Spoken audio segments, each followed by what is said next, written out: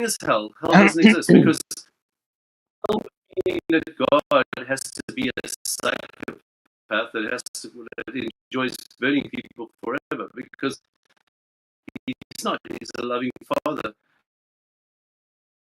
Am I roboting or is he roboting? I think it was Trinity roboting. Yeah. The ether's blocking out the proselytizing. You got ether insulation going on.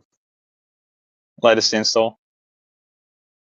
It is the day of the rest. Isn't it interesting that we have 7 days in the Bible and we still go by 7 days? No, it ain't interesting. I think it's more interesting that someone thinks that we're all going to come to the same conclusion as them. That's pretty gnarly to think. Like, why don't we have 8 given the days diversity, a week? Should we go to 8 days a week? That's a separate topic. When you resist love, you actually create your own hell because what you're doing, you're actually blocking love, the love of God. So, like some people like to block God's love, and that's what people do. They try and mute God's love, block it. They don't want to. They blank it out of their minds. But like Trinity, are you proselytizing at the moment, or what? What's the go? Like, no, I'm just saying because we're talking about that subject. So, just wanted to like put some information in there that will maybe help you in your journey. Thank you, Trinity. Yeah, one day I'll think like you. Like, in all the infinitesimal sort of possibilities of the world, like that maybe happen. You know, I'm not going to deny that it's possible. But it's pretty presumptuous to think that everyone's going to. Like, One day, that's gnarly stuff. One day you will all agree with me. Because it's not my gospel; it's Paul's gospel, and it's the same gospel that Paul preached. I am Paul. Paul and me are the same. Hey, my name's Paul, and this is between y'all. You think you're Paul? I mean, we just that's a metaphor.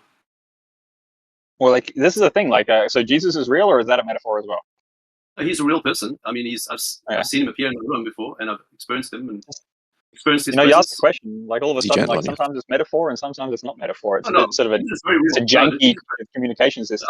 I'm not literally Paul. I'm distinct from Paul. He's a separate person. But what I'm saying is, everything he believes and everything he knows, I also hold into the same as he does. So, if you want to know what I believe, just read the Bible. It's all in there. Trinity, were you always a believer? No. 1 sec. Like, dude, people disagree on the Bible all the time. All the time. People are always disagreeing on the Bible. Actually, the Bible is one of the most contentious subjects going about. It may even be more contentious than like flat Earth. So to say that you think that everyone's going to come to the same agreement as you, like it's just great. Like, come on, man. People misinterpret the Bible because they don't understand it, so they just interpret their own way, and then they create wars and fight each other about what it means. But they don't really read it properly because if they really read it properly, I've read the Bible a lot. I used to read the Bible, just the Bible, for 15 years, no other book. Just the Bible for 15 years, day and night. I used to stay up all night long and just read the Bible instead of sleeping. I'd be working. While I was working, I'd memorize the Bible during work during the day, and then I'd just stay up the whole night and read the Bible every night. Okay, so there's a guy that designs rocket ships, right? He designs rocket ships like when he's awake. He designs rocket ships, and he designs rocket ships when he's asleep. Does that mean like I should trust him on his rocket ship building methodologies and like the fact that he thinks that space is real, or like is it the proficiency in rocket building that I should like admonish? Some books are real. The one who wrote the book as well. You've got to meet the one who actually the author. I know the author. I met him. Author of the Bible, which is the Holy Spirit, the Father, Son, and Holy Spirit. You met the guy. I've met God. He doesn't interact with people, Riksky. You'll understand, but you can't understand God until you meet him, because only the author can reveal the book to you. Because the book, you're just going to make up your own nonsense when you read that book, and you just make up your own. Why do you disagree with so many other people on like the subject matter of the Bible? Like I've listened to other people say that they met the fella as well, but you'll find disagreement. Because a lot of people here emphasize the law, and they think that they're living in the Old Testament, and they think they're Jews. They don't understand that Jesus died on the cross, and that you died with him, buried with him, and rose with him. They don't understand the basics of the gospel. They don't even believe the gospel. They believe in Moses instead of the gospel. So we choose Moses over the gospel. Confusion. You're going to have two different polar conflicts. You're going to have a confusion, a dichotomy, because you can't just like have either one. It's either Moses or Jesus. You can't have Moses. The nature of disagreement. The nature of disagreement to me is the fact that you have such solidified views, right? You got to choose a globe Earth or a flat Earth. You can't have both. You got to choose Moses or Jesus. You can't have both. Same thing. People want both, and then they get more mixed up. And people I didn't even know we had a choice. Do we have a choice between Moses or Jesus? Like, who chooses Moses? Who are those people? I choose Moses. They think that they can somehow their foreskins off, and somehow that's going to save them by their foreskins off instead of. Okay, so the Moses people are the little hat people. Those people are the ones who think, the laws still apply. We've got to all just go back to Moses, and we've got to go up Mount Sinai and tremble and have the 10 Commandments all day long. And instead of Jesus people are like we one with Jesus, and Jesus living through us by the power of the Holy Spirit. It's totally different. Beautiful. Yeah, great. Agreed. Can we move on? I got a question. I waiting. want to respond to Trinity. Go ahead. Okay. What All the right. scriptures All right. You actually go ahead. say- You can go next. What You the can go now. It's your turn. Thanks. I haven't said anything all morning. But what the scriptures actually say is that you have to have the testimony of Yehoshua, Jesus, and keep the commandments of God if you I want to agree. be one of his. Paul said, if you want to go by the law and the law of Moses, you are not part of Christ. You are severed from Christ. You are not part of the new covenant. If you want to be part of the old covenant, you're severed from the new covenant. You cannot have both. They're mutually exclusive. It's like flat earth and globe earth, mutually exclusive. But, Like so you if you disagree? want to follow by the law and you want to follow him by the Spirit, it's mutual. You can't do both. Do you Yeah, but you have to disagree? listen to what Jesus said. Sin no more. But you won't sin. You won't sin if you're in love with God and you're filled with the Holy Spirit, because Jesus living in you will cause you not to sin, and you will have a Riggs, higher righteousness than any Moses guy, because you'll have even the high holiness doesn't come from your willpower; it comes from the willpower of God living through you. Riggs, you want to roll? Okay, remember when he said that Jesus lived in you, and you're like, yeah, pretty sure he didn't live. Yeah, that was like what 30 minutes ago. Yeah, that's when I was trying to speak up. I've been waiting. Okay, rolling around. Patience is a virtue. You know what? Sometimes people tell me I shouldn't have that virtue. They want me to speak up, but then I just don't because it's fucking annoying. Okay, so this could just be a total like sidetrack, but maybe we're good for it right now. It's kind of why I waited. But like, what's the official what's the official like? What am I waiting for? Is you think Jesus is coming back, right? So is he just gonna like pop out of air? Like what? Is he gonna take a different form? To judge the Jews. Jesus already lives inside of all those who believe in that. Yeah, okay, yeah, I get that. But do you think he's like actually physically coming back? No, it's going to be a possession. He's going to possess people. Well, people are going to die as well and go to meet with him. But yeah, I mean, there might be a physical coming of it, but it doesn't really matter because you're so filled with him right now. You don't need to. It's like he's already living inside of you. That's the whole point of the gospel. That he actually does live inside of you. Is it like Invasion of the Body Snatchers? It's like the Borg, like the Borg. It's like a possession, bro. You're talking about possession, though. You become possessed by God, but by good things, by the loving God. So love takes you over, and you become possessed by God, possessed by Jesus. Jesus possesses you. It's a bit weird, bro. It's not, I don't know what to say. Get possessed by Jesus. I'm serious. That's what I believe. That's what I advocate. Possession by God. When you were telling us that you read nothing but the Bible like for 15 years straight, yeah, every day. I just want to make sure that you weren't exaggerating. And other than that, I got nothing else to say. I'm serious. I was reading the Bible every day, and I was like studying, not reading it, just studying it, thinking about it, like pondering on every word. Right. I was like meditating, but even then, I didn't understand it. I did that, and even after that, I didn't understand it. Only when I started understanding. Was it like a translation issue? Is it a language barrier, or what was it? No, the thing is, like, spiritual revelations don't come by reading the Bible over and over. It's not how much you read the Bible; it's how much revelation you get. So when you start getting revelation of the scriptures, it's a whole nother level. The revelations become deep because you understand grace. Once you understand grace, it's God doing it all by His power. That you can't help God, that He works through you. He gives your mind, and He gives you His mind, and you understand the mind of Christ. And so, like right now, you're revelationing pretty hard right now. You're like peaking in revelation, like more than I've ever in my whole life. But I was like going on 1/1000th of a cylinder, and now I'm like on maybe 2 cylinders. And man, there's more. You just every day it just gets clearer and clearer. You just see Jesus more and more. Well, that happens, right? If you only read the one text and you consistently like read that one text, then yeah, you've got no other referential point. So you would sort of hone in on it, right? He is the text. That's the thing. When you actually realize that Jesus is the actual. No, but I could read 1984 like through and through, and then start finding contextual analogies within the text of 1984 as well. Like if I'm only reading that text, then that would govern my life, and I'd start seeing like reflections. Yeah. Like you might MKL to yourself. Yeah. So does anyone else agree with you? Me, yeah. Lots of people agree with what I say. Yeah, I've got lots of likes on Facebook. I mean, tons. Yeah, I mean, like you got easy subject matter, right? Like just believe in Christ, and a bunch of people like it. So it's a natural feedback loop. If you're going to convert, what do you do? Convert the whole world. I was going to say, if you're going to convert the whole world, you got to start with some Facebook. Taylor, I'm just asking you what you think about him reading the Bible for 15 years straight, nothing else. and then saying he didn't understand it for most of the time he read it, and it was the only thing he was reading. It took me like a year So to read it. I didn't I'm understand just curious. You don't have to say it. anything mean. Just curious what you. I'm have just to telling say you, about it. it took me a year to read it, and I didn't. I mean, I didn't understand it at first. I went back. Okay. That's just my experience. I don't know about him. Yeah, but if you keep reading the same text, you're going to start finding sort of analogous situations that you find yourself in. Like, it's a pretty broad text. Yeah, but I was too legalistic. I was taking the Bible in a legalistic Old Testament law way. I didn't understand grace. I didn't understand the power of God working through you as you. Because remember, a lot of the Bible is written to the law, people under the law. It's written to people that are under a different covenant.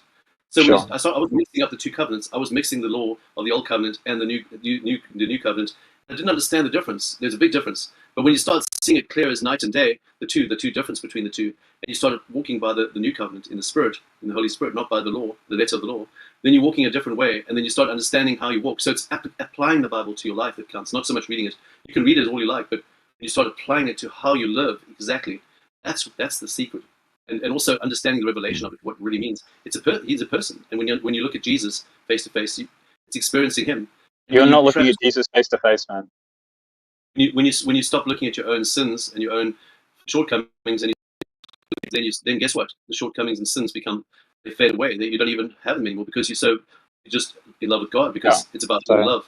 Like reading the Bible seems to be like a psychedelic experience. You could sort of falling in love with a girl is like a psychedelic experience. If you meet a girl and you fall in love with her, you're gonna have a psychedelic experience. So there we go.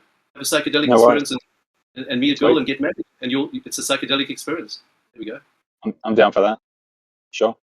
It's very psychedelic. You're gonna change in many ways, and you're gonna be transformed, and you're gonna have like all kinds of revelations and of love, and you're gonna be blessed with love, because that's what's gonna happen when you fall in love. Yeah, like the Bible's not all about love, man. Clearly. Oh yes, it is. No, it's not. Read Song of Songs. Have you ever read Song of Songs? It's all about love. It's a story of revenge. Song of Songs is not about revenge. It's about love. It's about falling in love. Not that one, but some of the aspects of the Bible are about revenge. Well, that's the thing. Those are people that wrote the scriptures, but remember, they wrote it under the shadow, under a lower revelation. I thought the Bible was invoked by God. Like, who are these people under the shadow that are writing the Bible all of a sudden? There's shadow revelation, and then there's actual substance revelation. There's different types of revelation in the Bible, and you can't read the whole Bible as the same thing. It's not the same. You can't just take one book of the Bible and compare it to another. They're different books. They've got different contexts.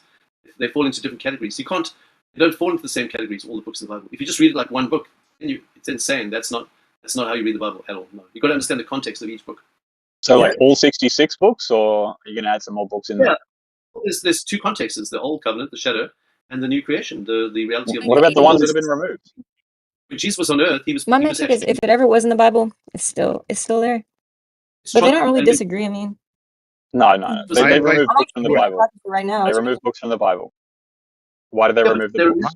Chunky ones that don't make any sense and that don't really. Maybe I think they did because they couldn't establish a good lineage of like, what do you call it? Like, who was holding the text, or authorship, or something like that. The lack of clarity that came from those books. You're going to read the Bible. Start at the beginning of the book. To understand what Jesus and Paul said, you have to understand what they read. And they read the Torah and the Old Testament. The New Testament wasn't there when Jesus and Paul were walking around. So you have to start at the beginning of the book, get a good understanding of the beginning of the book to understand the end of the book. You don't absolutely back at the book. And they act like axioms and pillars to the foundation, right? So the first pillar is creation. The second, whenever you have a creation, you have rules. So the second axiom is rules. When you have rules, you have judgment. And then when you have, thankfully, because we are going to be judged, he's a merciful creator. So that's the last leg of the table. Creation, rules, judgment, and grace. Jesus where's the jealousy? It's not actually translated as jealousy. I think it's actually different than the word envy. Is it just me? The word envy in the Bible, like in the Ten Commandments, that's actually a different word. And jealousy, like if you were to like look at the Hebrew, it means like exclusivity. Like you're not going to be worshiping like pagan gods or worshiping Baal. Sure. Okay, cool. Did God play a trick on one of the fellas? Yeah, to some extent he did. On because who? He did kind of. It wasn't a bad trick. It was a good trick because he tricked people in their own evilness, and he got them. Are you talking about whenever they had this person had these prophets that were saying like, yeah, you'll be able to take them? Yeah, go kill your son or something, or I think it was kill your firstborn or something to that effect. Oh, you're talking about Pharaoh now. Yeah, that was a prophecy of Egypt. He also did other things. No, I think Well, he's that was- referring to Israelites Abraham. I think he's referring to Abraham. Well, God Oh, doesn't. no. Is God a Oh, commie or what's the go? sacrifice Isaac? God Well, doesn't he didn't cycle. actually sacrifice him, but That was I a just don't trick. know. Yeah, I'm sorry, I don't know what you're talking about. he was related to So him. God plays tricks. Cool. I have a Well, theory on. Establish that. God plays tricks, right? Well, he can sometimes He say might It makes have. something people that colorblind. really what you are. I mean, he's put it this way, but it's not like he's doing it maliciously. It's all about love. All How, love. you don't know that, man. You don't know the nature of God. He could be Blind. doing it maliciously. I do. You don't. You don't. Honestly, you don't. I do. The reason he How do told you, Abraham, how do You you, say how I do do you as think you many know times as you God? like. You say I do as many times, more times. Why are Than you said. so? I would Say I say do. that if you say that you know God in the creation, you are presuming to actually have a greater understanding. Like you're presuming the position of God in that interpretation. So, like you're a prophet, I or am one with God because I'm one with God through Jesus. So yes, I do have the mind of Christ. Yes. So are you a that's what prophet? you have as well, and you're invited to that as well. You are I want to know invited to what have has that. been revealed. Are you a prophet or not? Who, him? I am. Did he say he greater was? than a prophet. I'm a child of God. Child If of you're I Jesus. speaking, don't- if you're I speaking don't for hear God, anybody. if you're speaking for God, you must be a prophet. can I I'm weigh Or not in? am I just a wrong? prophet. That's quite low. A prophet is quite low on the rung. I'm higher than a prophet. I'm a son of God. Oh, he's got I muted. have the DNA of God. Somebody I muted have the him. DNA of God. Who did that? Who muted you? Somebody muted the guy you're asking questions to. You muted him on accident on your phone. Me? Yeah, you pressed a He's button on Why right. did I accident. do that? Oh my gosh. Trinity's still talking, man. I was muted. Oh, that's what happened, Trinity. I'm so sorry. I had you muted, my friend. God Oh, I do accidentally that. muted you, Trinity. God plays Someone tricks. muted me and they Oh, but That was my fault. That was my fault. So I have a theory on why Abraham was asked to sacrifice Yitzhak. And I don't think it was God testing Abraham. God already knew that Abraham would do it. He wanted to let Abraham know that he would do it. He wanted to show Abraham how strong his faith was. That was all for him, not for God. It wasn't a test. It wasn't some kind of sick joke. It was, he wanted Abraham to know how strong his faith was, how strong he was. So what you laugh happened if you was want, but I'm convinced. It's a really worrying. It's a you worrying keep situation. saying Abraham. was the Like, Canaanite gods, the gods that he was worshipping. Remember that he came from false gods, right? In those false gods, they did child sacrifice and stuff like that. So he was getting False, tested to get no, away from false, that, false to be separate gods from did that. sacrifices. What do you No, mean? I'm saying you're not listening. You're just talking, guys. But what I'm saying, he came from a place where they were doing all kinds of religious activity, right? And they were doing like pagan worship and sacrifices and stuff of your children. Those fake gods, evil gods that they worshipped in those places, they were really bad. And God was showing them that he was just projecting his own view of God, and he was trying to get him off those false kind of ways of looking at God and show him that he's actually good. That was a way of tricking him out of that Yeah. false paradigm of who God was, because they saw God as this evil, nasty God who asked you to kill your children. And so what he was saying was that he wasn't like that. He's not a God like So that. God He's was a talking God. to the English Empire. He wasn't talking to the Spanish or the. I mean, it would have been talking to the Spanish Empire, but he wasn't talking to any of the like South American tribes or anything at that point. He only spoke to the English and I the think he Western. did because they found the Ten Commandments in South America, or in America, and they found Yahweh inscriptions in South America, I believe. They So spoke to I think that everyone. he was talking to different people. To their conscience, it says God speaks to This everyone. gentleman, To their conscience. So this when gentleman just your invoked conscience says, like sacrifices. Like who's the biggest, nastiest sacrificer of human beings that you know of? Like where is the center of like sacrifice in that Satan. regard? In your Abortion. opinion? Hollywood stars, Satan. yeah, Satan. Just look at the abortion rates. politicians and Hollywood stars, and No, like doc- locate it for me. Like, is it in America? Is it in Europe? Yeah, like, well, they is it do in abortion South everywhere, and America? they do it everywhere. Same. They're all together. Don't you know there's no such thing as really countries? All the countries are owned by the same people. George Soros owns all the banks and all the governments and in the world. Don't Yeah, you know they're yeah. all the same? Just like the Vatican owns the Bible. Yeah, we can all point at those things, right? They They're just tried. a bunch of people that live in Italy. We don't. I'm not related to the Vatican at all. I don't believe anything that. I mean, they might have. Well, you're associated with them because the Bible, the Vatican is espoused. Sorry, the Vatican espouses the Bible, and you're espousing the Bible as well. So you have common ground. No, it's not just espousing the Bible that counts. It's what you do with the Bible. It's how you practice it. They don't Apparently, practice they're the Bible. not in Italy. Yeah, They're not Riksky, think practicing of the Vatican as the flat Earth society. Oh, sorry, Trinity, go ahead. The Catholic Church is a weird cult. It doesn't even believe a lot of things in the Bible. They actually So have is teach a lot of Christianity. It's a weird cult, man. It's a cult. Yeah. It's not real Christianity, because real Christianity doesn't walk around parading with weird hats on and doing pedophilia and allowing priests to do pedophilia. That stuff, that's not Christian. That's satanic. That's demonic. That's well, they would say that that's not Catholic, right? They would say, oh, that's not Catholic as well. If you're a pedophile, you're a Satanist. So they're basically practicing Satanism. Okay, I'm going to push back a little bit. You said it's not the book; it's what you do with it. It's not Christianity; it's what you do with it, kind of thing. That was kind of like your argument, but that kind of goes for anything. Like guns don't kill people; people kill people, right? Like who pulls the trigger, kind of thing. So I would say that is not a fair summary of the Bible. I think if the Bible is pushing, I don't know, something like idolatry indirectly, like you may not agree with it. I think that pushing like this Jesus character as some kind of like big figure, like some people believe in the Trinity, some don't. Either way, like associating God with a human being, I think is offensive. Yeah, I think it's offensive to the real God, right. And also I think that it's the Bible pushes that this person or this idol or whatever performs magic deeds to gain like favorship, and I think that is a dangerous characteristic. So specifically, the Bible is not good, and whether or not the person uses it for good, I think that ultimately it's not good for those reasons. Okay, Rick, what are the magic deeds you talk about? If you mind me asking, what are the magic deeds? The feeding of 40,000. Rick, what are the magic deeds? Any of the magic stuff that he did, any of it. Yeah, walking on water to wine, making people from the dead, like making the food, healing the sick.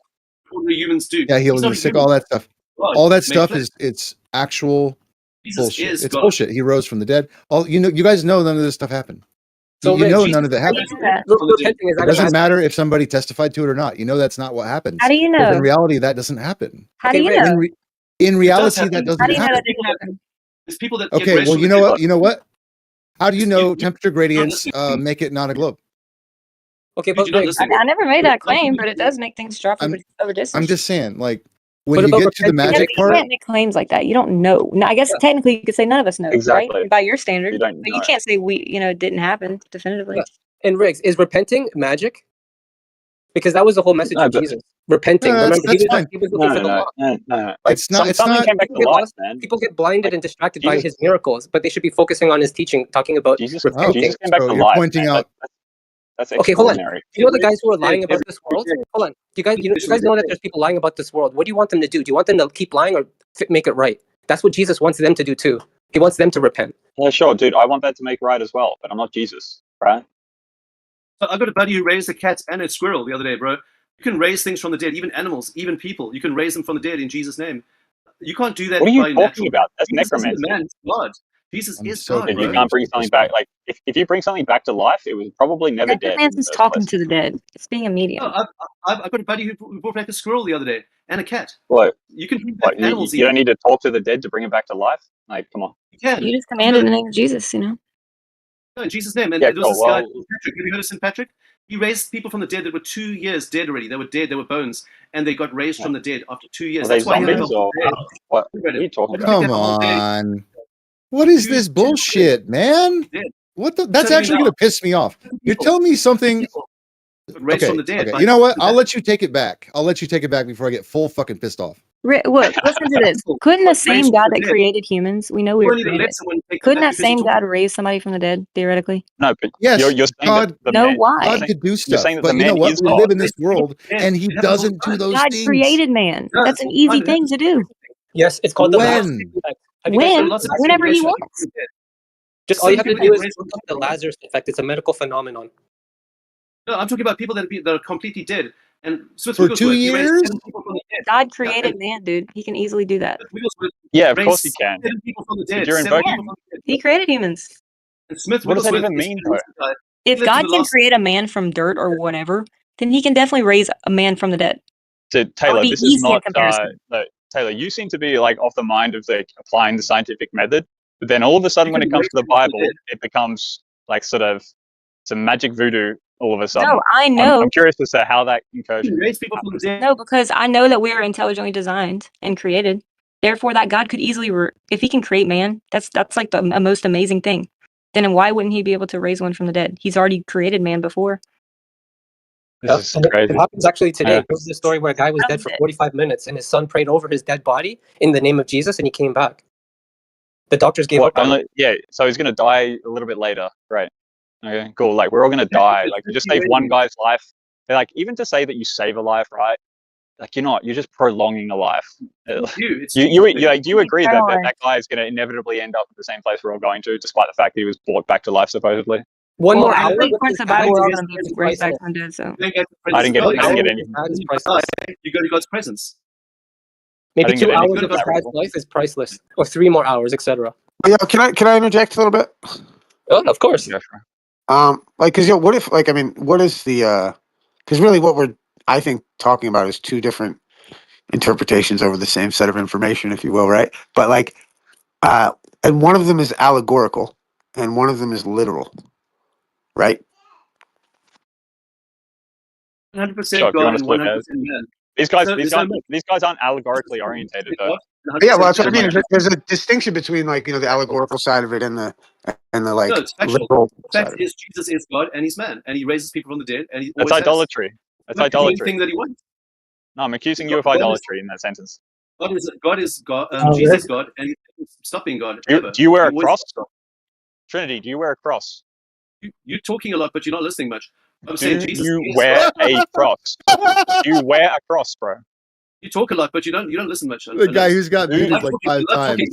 You don't listen to anything that anyone says. It's like you just Trinity. Do you wear a cross or not? You ask weird questions, but they don't even make sense because that's just an outward. It doesn't make sense to wear a cross if you're a Christian. Do you wear a cross?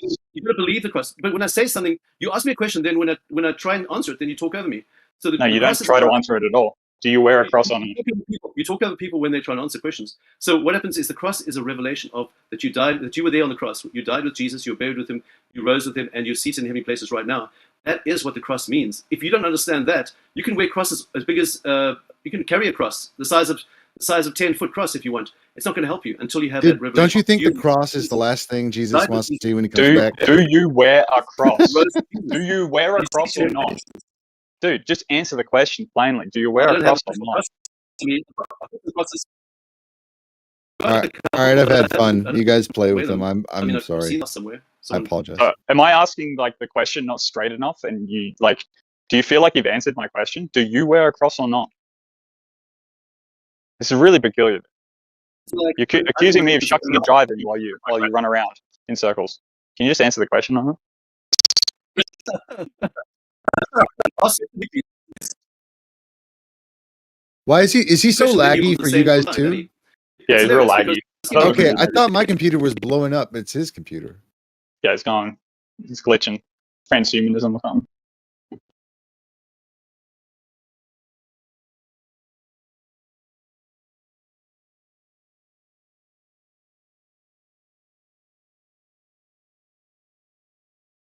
So whether we're across or not is not the issue. The issue is, have you met Jesus? It's not an issue. It's not an issue. It's just like, I'm curious. Jesus, do you wear a cross or not? I mean, I don't actually wear a cross all the time, no. But dude, that was so much easier than all the other like preamble before. What's the big? It's like, let's argue about whether he wears a cross or not. Because it's my interpretation. Let's make an argument out of. He's gonna say it's idolatry. You're coming in real robot-y, bro. It's hard to distinguish what you're saying. Riksky, what do you think the ultimate conspiracy is? Flat Earth or God? I think Riksky believes in. What do I believe in? Pipe this in. I think you believe in God, right? Look, I think there's definitely something of a creator. It's just the nature of it. I have a lot of problems with the notion of actually sort of thinking that you can interpret the nature of the creation. Extreme admiration, love, or reverence for something or someone. Idolatry. Yeah, but God's not an idol. He's a creator. He's the creator. No, but Jesus becomes the idol. Jesus becomes the idol through that interpretation, because you guys like suggest that Jesus is God. Idol was originally worshiping like images. Yeah, like people were Jesus is an image.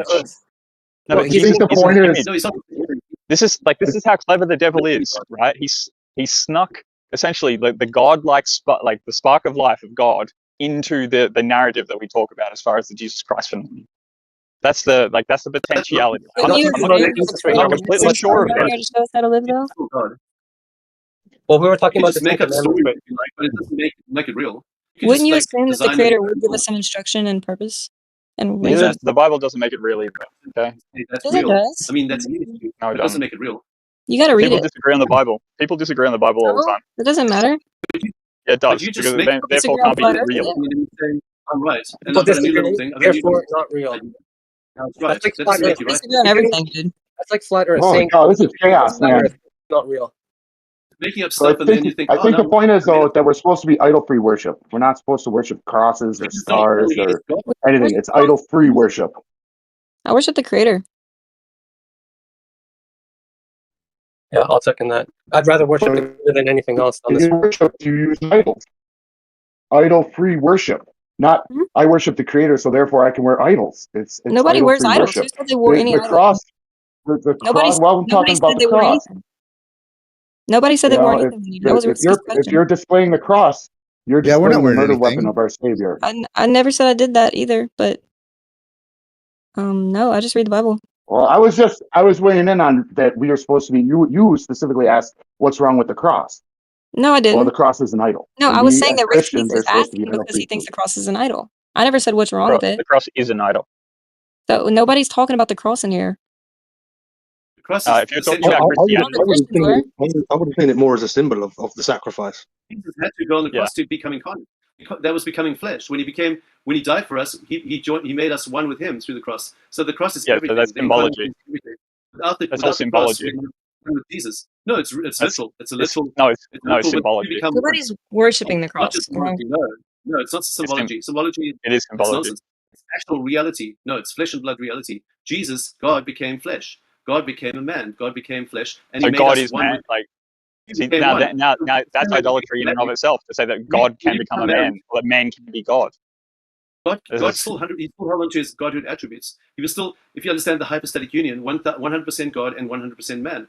So that means the two become, and he became one with us through the cross. In the cross, we became united with Christ and became one with Jesus spiritually. That means we are part of him, we are part of his family, and we become children of God through the cross. So the cross is everything that. Yeah. Without the cross, only if you read the Bible the way you do. Yeah, because other people read the Bible and they come to a different interpretation. Right? No, all Christians believe this. Every Christian in the whole world believes in what I'm saying right now. That through the cross you become one with God. There's no different interpretations. They all believe the same. Yeah. That through the cross you become one with Yeah. Jesus. Anyone who believes that is not a Christian. Maybe they're cultists or something, or weirdos, but the Christian means that through the cross you become one with Jesus. That's final. It's broad. It's over all. So why do the Christians disagree on the nature, like whether the Earth is flat or globe?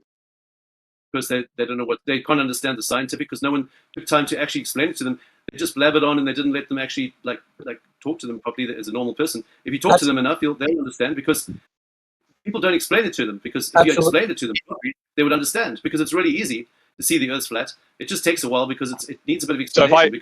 Quick question: if I find one person that claims to be a Christian and they espouse the globe, have you got a problem then? As far as your they're brainwashed. Are they Christian or not Christian, in your opinion? Christian, but they just got brainwashed by the system. It's not their fault. I mean, you can't blame them. Are they Christian or not Christian, in your opinion? That's what I asked. They're still Christian. They just got tricked by the whole space movie thing. Like Star Wars, Battlestar Galactica, Star. So even believing in Christianity can lead you, to poor, necessary, sort of interpretations of reality, right? Of course, Riksky. What's the largest church in the world? The Vatican. You have to understand that, no? Why would you trust the Vatican? I'm not asking about the Vatican. I'm asking about Christianity at the moment. Yeah, but the largest church is the Vatican, so no wonder the largest. No, I'm asking about Christianity. Yeah, but the majority of Christians come from the Vatican. I was Roman Catholic. That's why you have all these denominations, right? Because they all were stemming from that philosophy. So are they real Christians or are they not real Christians? Well, if they're born again, they're Christian. And if they follow the commandments, they're Christian. Just like if the driver's license or if a doctor, if they no longer want to follow the rules, their license is going to be taken away. It's very simple. No one cares about the Vatican. Vatican's like pedophiles and stuff. No one cares about that anymore. Everyone knows it's a lot of bull dust. Because how can you have pedophiles in your church? It doesn't even make sense. And that's not even a church. That's just a bunch one of at a time. One at a time. That's how you have pedophiles in your church. But you can't have like pedophiles as your as you But can't no, have that. nobody like thinks that's okay. It's not okay. It's not good. Jesus said it'd be better to hang a millstone around your neck and throw yourself over the deep end. But the pedophiles took over the church. So what's up? Oh, what does that have to do with the Bible? Something. Hey, that's not it's just a bunch of people in the building. It's nothing. They don't exist. It's the Christians were powerless to affect that. Real Christianity. It's a fallacy. The Catholic Church is a fallacy. It doesn't even exist. The only thing that exists is Jesus. Christians are weak sauce in that regard. Then, like, if you Christians couldn't stop that, then what does it mean to call yourself Christian? That's why you can't stop that shit. To stop the global Earth movement. Christianity is about death, burial, and resurrection, and joining Him in that oneness that you one with Christ through the death, burial, and resurrection, and raising up in Christ, one with Jesus. That's what Christianity is about. Yes, necromancy. I get it, bro. Who ended slavery in the United Kingdom, Riksky? Was it the agnostic or atheist? You bury and you raise again, and you become like a new creation through Christ. That is Christianity. You become a child of God through the death, burial, and resurrection of Jesus. It's the gospel, and that always will be the gospel. It's never changed. Always has been, and always will be. That's what it is. Christian is one of the most powerful force. Riksky, who ended slavery in England, the UK? Was it the agnostic, the Hindu, the atheist, the Muslim? No, it was the Christian. I don't know, probably the Rockefellers. I don't know. No, it was the Christian. You just have to. It's William Wilberforce. His pastor was John Newton. I don't trust history. Okay, well, it's okay. If you're actually asking, don't trust historians. Of course not. History. Why would you trust history, man? It's his story, written by the victor. Some guy named Victor wrote his story, and you guys believe it. No, we're talking about slavery. We're talking about slavery. Does slavery exist? Yes or no? No. That way, But I agree that a lot of history is messed up. They try to cover up things like the Bible to this day. Yes.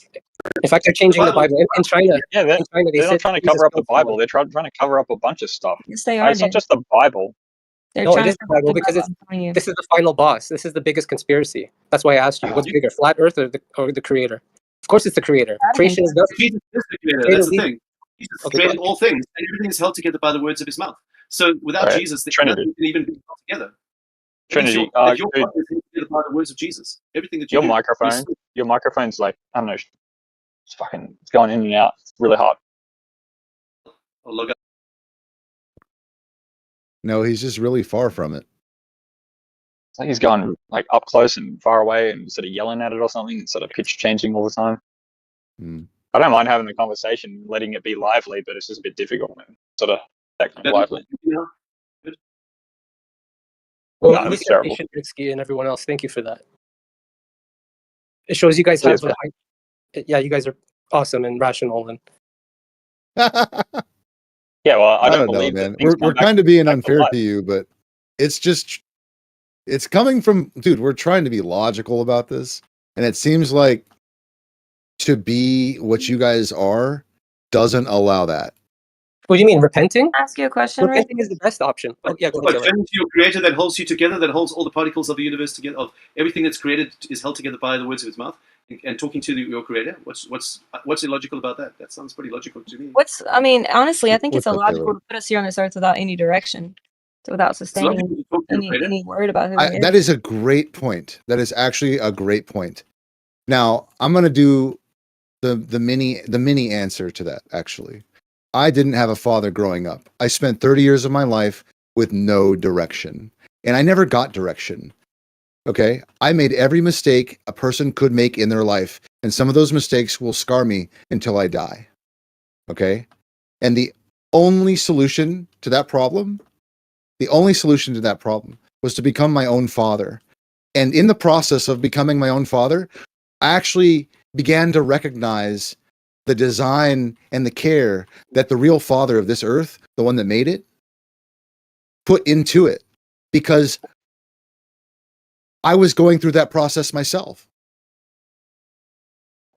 That's partly why I'm here right now, because I see the design elements, the care, the consideration, the leveling up, the quantitative, experiential requirements, having to do one task in order to get to the next task, and it all making sense in the end. That's actually why I'm here right now.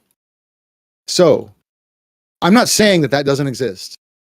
I'm not even saying that the Bible doesn't have that in there, because they would use real knowledge, to gain an audience, to gain a following. Why wouldn't they give you can't sell something that isn't useful. Of course it's going to be useful, but it's the underlying issues that I have with it, such as inserting idolatry when it should just be about logic and experience, inserting the all the different levels of religion miraculous they've done after the fact, all the magic stuff that they put in there, and the long-windedness of it, instead of just putting a rule book that said, hey, it would be good to do this, hey, it'd be good to do that, this is why. Instead they give you a character so you can go through a story, and people have idolized that character. And for those reasons, there you go. Okay, I want to respond. If you're going to judge somebody, wouldn't it be fair that you only went through the same situation logically? You cut out for yeah, me. that's actually why the Bible doesn't make sense in that regard. If you're gonna judge somebody, would it be fair to only judge them if you went through the same circumstances? What you're saying, like an equal judgment? I'm not sure like, what you're saying. On something that you have no idea what it's like. So we have fair? a judicial system that has, like, like you're judged by your peers. So your peers sort of adjust for the I scenario that you're in. understand the judicial system. I'm just saying, like, logically, if you're going to be judged, wouldn't you also say, it's not right to like judge somebody from something you've never been through? Yeah, well, I've never seen Christ rise, so why am I expected to believe in the resurrection of Christ if I've never seen someone come from life? I'm fine with this whole judgment second question that I was about to get to. How else would people believe that this is the Son of God?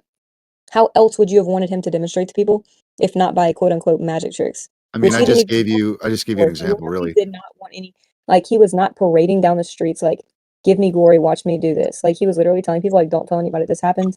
Like, he was not like in his life. He told people not to tell about the resurrection. Even his own family thought he was crazy, dude. Like, he wasn't doing it for it to be liked. He was going against the biggest leaders at the time, which was the Pharisees, like, of the church. Dude, he showed people his wounds in order to prove. When he came back, how else would you want him to prove that he doesn't need to prove it to anyone. He doesn't need to prove it to anyone. How are you gonna know who's the example? Wouldn't you like God? Like, if God sent, this is just a story. If God created this earth just logically, wouldn't he first of all want to like tell us why we're here, send us an example, reveal himself, like, to a bunch of people who probably don't even believe in God? Even the Bible, it said there's many people who don't believe in God, and they're fools. Yes, but it's you're going into the next step after supposing that there is a God, because it sounds like a gaslight. No, I'm just saying. I just was asking Riggs. My first question was, wouldn't you want somebody that is judging you to go through the same thing? And then also, like, how else would you want him to show that he's God? How else would you want Christ to reveal that he's the Son of God to people? That he's Can I answer her question, dude? Please. Yeah, I want to go after everybody. Okay, thank you. All right. Going through the same thing. Okay, once again, you're personifying God through the lens of being human, which is not something I would ever categorize a God as. I would think God as external and internal to the creation. Okay, so God has full, complete understanding and context without ever actually being me, because he designed me and all of my challenges. So, did you have another question, or is that good? How else would you want Christ to reveal that he's the Son of God, that he was sent by the Father? What thing would you want? If there was a Messiah that was sent, that was prophesied in the Old Testament, there's going to be a Messiah who's going to come and show us and make, like, the record straight. Like, how would you want him to reveal himself? Well, that's the thing. That's an issue. I'm almost done, Jim. I'm almost done, Jim. Thank you, Jim. I appreciate it. Highlighting. It's noted. It is noted that you would like to speak after Zynak speaks, and I'm done speaking. Okay. With this question, how would I like him to show it? Well, you know what? First of all, he wouldn't have existed 2,000 years ago. Okay. Last time I checked, babies are being born every day. Okay. Flowers are growing every day. God is giving life to this realm at all times. So if God wanted to say, hey, this is me, I'm here, here's this thing that I want you to do, he'd be floating in the sky right now, booming his voice at us and cracking a whip. Can I respond? Something. Sure. Then you'd have no excuse. That's one thing. Like, blessed are those who believe without seeing. And second of all, my question was actually referencing 2,000 years ago, or whatever time period you think it was. What would you have rathered him do 2,000 years ago, assuming you're in that time period, to reveal that he was the Son of God? Great response. But that sentence right there is so important to look into. Like, why would you bless those who believe without seeing? Because once you see, you have no excuse. No, but you don't see, though, Taylor. One of my family members went to hell. They have no excuse to sin anymore. Yeah, that's right. Do you want God to be around here every day? You didn't see Jesus come back to life. You didn't see Jesus come back to life. How have you a right to claim such a thing? Maybe you can answer my question, Riggs. If you were there 2,000 years ago, what would you have wanted him to do? And if you were the creator, are you going to stay in your creation I'm not forever? going to answer that question. I think he did what he could. I agree. Literally, Yeah, God, according to the Bible, which God we can don't do believe in. anything. God can do In your God opinion. spoke from heaven and said, "This is my son who listen to him." I would never appeal to some system that claims that, you know, God was here, but he's not anymore, but he's going to come back or something, promise. We can get there. I don't think that whole idea of like, trust me, bro, is something that God has taught me against from believing. I'm trying to take you through it logically. It doesn't work logically. The whole thing of Jesus being God to me is a bit too much. Like, he would never then have actually been tested as a man, you know, like, and I think that would be sort of like going against, like, making God a liar in a sense. I believe Jesus is the Son of God. Yeah. Okay. That's what I believe. Okay. I agree. What about repentance? Why do other people say that Jesus is God? Man can't save anyone, and his death would mean nothing. So he would have died for nothing because he had to be God and man to be the mediator between God and man. Oh, it's just a story. Otherwise, there's no other way for us to be saved, and that salvation is through Jesus. Well, I mean, that's why it's up to you to come to that conclusion if you want to. That's why it's so tragic, right? Because you think that salvation is in Jesus, and if we even invoke the nature, like the fact that Jesus is like an erroneous conclusion to come to, you're going to reject it. You're kind of caught in a logical bind. Well, maybe if they don't understand, perhaps Riksky, especially if they don't understand the context. Perhaps perhaps that would be true, Riksky. No, think of it like this. Okay, we have a judicial system on Earth. It's a very large judicial system. They'll literally go across the world to bring someone to face a judge. So what happens is when people get away with murder every day on Earth. They maybe were never brought to face justice. Their soul will face justice. That's what. And some people don't have money in the afterlife to pay for their. Can you prove that? No, money in the afterlife? What are you talking about? Okay, everyone's gonna die. If you believe there's no judgment, that's okay. If that's your belief. Just like people. Dude, are you putting like Roman coins on people's eyes to like let them pay to cross the river in the afterlife? Maybe you didn't get my point about justice. Some people, right, never face worldly justice. What do you think? They're just going to be let off in the afterlife? If who knows, man? Who am I to know what actually happens there? I'm not God. I'm not the creator. That's okay. You don't want to. That's right. If you don't want to look into it, no, that's a claim and presumption that you guys make. I don't actually know what happens there. I really would like to think that like justice does prevail in that sense, but I really don't have that. Well, just think about it logically. Where does morality come from? Like, we have good and evil. We know good and evil. That means the creator implants that. We can't explain how we have morality.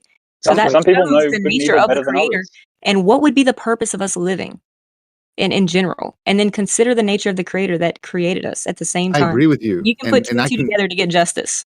I can read that nature of the creator without the Bible. Isn't that interesting? You probably could through the Holy Spirit. God, like it says, it's in our heart. Like, it's common sense that he's here through nature. And what you're doing is you're associating and you're associating like innate qualities of nature and God and how God expresses himself with this very specific other thing that has not anything to do with God, as far as I can tell. Well, I believe the creator would have revealed himself to us, and that's the only one who. I'm telling you, the fact that it's written on your heart is revealing him to you. Yeah, Riggs, think of it like this. Two people have to build something, right? An understanding of something. One person is going to try to do it without instructions, and someone will use the instructions. Maybe they'll reach it at the same time. Maybe the person without instructions will reach it faster than the person with instructions. However, to say that the creator won't really provide instructions is illogical. The creator would definitely leave. Presuming that the Bible is the instruction. Okay, then the Muslims think if you put your hand in fire and it's hot, that is an instruction. Exactly, but that's what I'm saying. The instructions come from a logical creator. It's like if you were the creator. Well, if I was the creator, I would provide instructions. Maybe you wouldn't. That's okay. I have free will.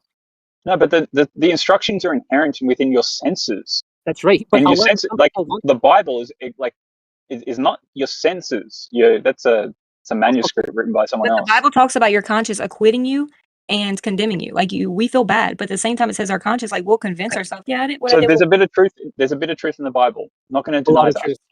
Okay, thank you, Riksky. At least you can appreciate that. Yeah, dude, I'm all down for it. Like, I don't think they can completely lie through the Bible. I don't think anyone really sort of. So, like, there's a lot of wisdom in the biblical scripture. What do you think ultimate wisdom is? There's a lot of misleading aspects to it. I love the word you chose there. What is the ultimate wisdom, the takeaway, in your opinion? Well, all deception has innate truth. Like, hold on. Like a veil over a naked body. I'm thinking about your question, man. I'm contemplating your question. So let the conversation continue. I'll contemplate your question. Okay, thank you. Because it is a big question, Riksky. I think I have a response, but yeah, my apologies, Exact. If you want to proceed, because the wisdom, right? What is the ultimate wisdom? If people think it's all about magic, I think they miss the point. It's all about repentance. There's going to be life after this. Dude, what is repentance? Remember, okay, so think about the people who are lying and stealing in COVID. What did they do? They were lying, Yeah, stealing. so it's about regret. It's it's acknowledging that you behaved poorly. It's not just acknowledging. No, it's actually taking action. Imagine you had a wife and all she said was sorry, but she continued to cheat on you. How are you going to feel? Wouldn't you rather her stop cheating? It's pretty connected with original sin, dude. It's pretty close to original sin. Question, please, bro. You have a wife. Do you want her to just say, "Oh, I'm sorry," and continue to cheat, or do you want her to say, "I'm sorry," and stop cheating? Of course not. You're oversimplifying it, but yeah, like why would I want my wife to continue cheating?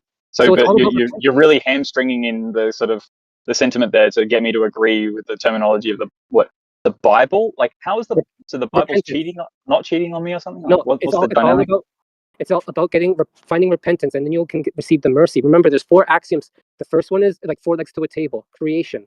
You are created. When there's creation, there's rules. When there's rules, there's judgment. We've seen what happened when people don't follow the rules. They were judged, just like here on earth today. And thankfully, the Creator is merciful, and that's the last leg of the table. Yeah, sure, man. Like there were consequences for not taking the jab as well, right? So yeah, thankfully the Christians were protected. But go ahead. Okay, so your base position creates a universal gaslight that you're supposed to feel sinful for even existing, and then you're going to use the rest of your existence to sort of like remedy having been born. So yeah, not for existing. It's not logical. No, you should feel guilty for sin, but the concept of like the original sin, that's kind of like Catholic doctrine. You shouldn't feel guilty, just for existing. No, but so why did Jesus die on the cross? Was it not for the sins of man? Yeah, to unite us back to the Father. Okay, so was that not original sin? No, that's different. Amazing. Like a baby, if a baby would have died before Christ, where would they go? No, what if no one ever heard of Christ? Huh? This is the whole like the like. I mean, do you actually like Taylor? Do you think that you need to believe in the birth, death, and resurrection in order to achieve salvation? Like, is that necessary in your opinion? I think that's our means for reuniting back to the Father. So I would. So if one behaves in the likeness of Christ, but then isn't able to rationalize the notion of something coming back from the dead, then therefore they should be judged in kind. Well, it actually says you'll be judged based on what you have done, whether good or bad. So I'm assuming. So why is the Christian doctrine then suggest that you need to believe in the birth, death, and resurrection? Why is that necessary? Because Jesus is the one that's going to be vouching for us. He's like our defense attorney, like in the Bible, and then Satan's our adversary. Wouldn't it be like the perfect situation in order to get people to believe in something that goes beyond their worldly experience? You got to get them to believe in something that can't possibly ever happen. I think that we can all acknowledge a creator here. So if the creator can create humans, I don't know what's the big logical jump, but like between being able to raise one from the dead, and then like wouldn't you? I feel like logically, speaking from the creator, I definitely want to send somebody an example and then help them know that this is the man I sent by doing what. If I raise something from the dead, if I personally raise something from the dead in front of you, would you accuse me of necromancy? No, that's or not. Would you say that I'm the next coming? Well, you know them. Which one would you go for? You know them by their fruit, and Jesus calls people to righteousness. But necromancy is like talking to the dead, like witchcraft and stuff, like where you're reaching out to the dead. Sure. And if Jesus is dead and you're talking to him, then you're engaging in some form of necromancy. Jesus is not dead, bro. Jesus died on a cross and resurrected. Oh, so he is People dead. got killed to say that they saw that happen. They tried to cover it up. Dude, even in the Bible, Jesus is in a superposition as far as you guys are concerned. Dude, even in the Bible, it says the Jews went and tried to pay off the Roman guards to say that they're the ones that moved the stone to like cover up the fact that this whole thing happened. They were trying to cover it up in ancient days, just like they try to cover up the Bible and try to cover up everything. Yeah, and the Nazis tried to cover up the Holocaust. They still do. Okay. If there was a miracle happen today, they would try to cover it up. They would not share it, even though it deserves to be shared. Yeah, it's a good way to try to cover up the damage from the vaccines right now. Like, the vaccines aren't a savior. So what are we to make of all of this? Like, of course they're going to try to cover it up. They cover up everything. She's a sermon in the middle of the Bible. They've been covering up the Bible forever. Yeah. Dude. That should be a red flag for anyone. any investigator. So whenever people say, "Oh, they just pushed the Bible," like you need to look into the history, or like well, they look into prosecuted what the they're globe doing when it first now. came out, right? Okay, look into Like what some they're guy doing came out now. with the globe. Some guy There's came out with the nothing new globe under and the said sun. it's a ball. We're living on a ball. There They And were they is something covering up new the prosecuted under Bible. the sun every day. There's something new under the sun every day. There is nothing new. They're covering up the Bible now. You can assume based on that logic they were covering it up then. They don't want There is anybody the serving logic. God.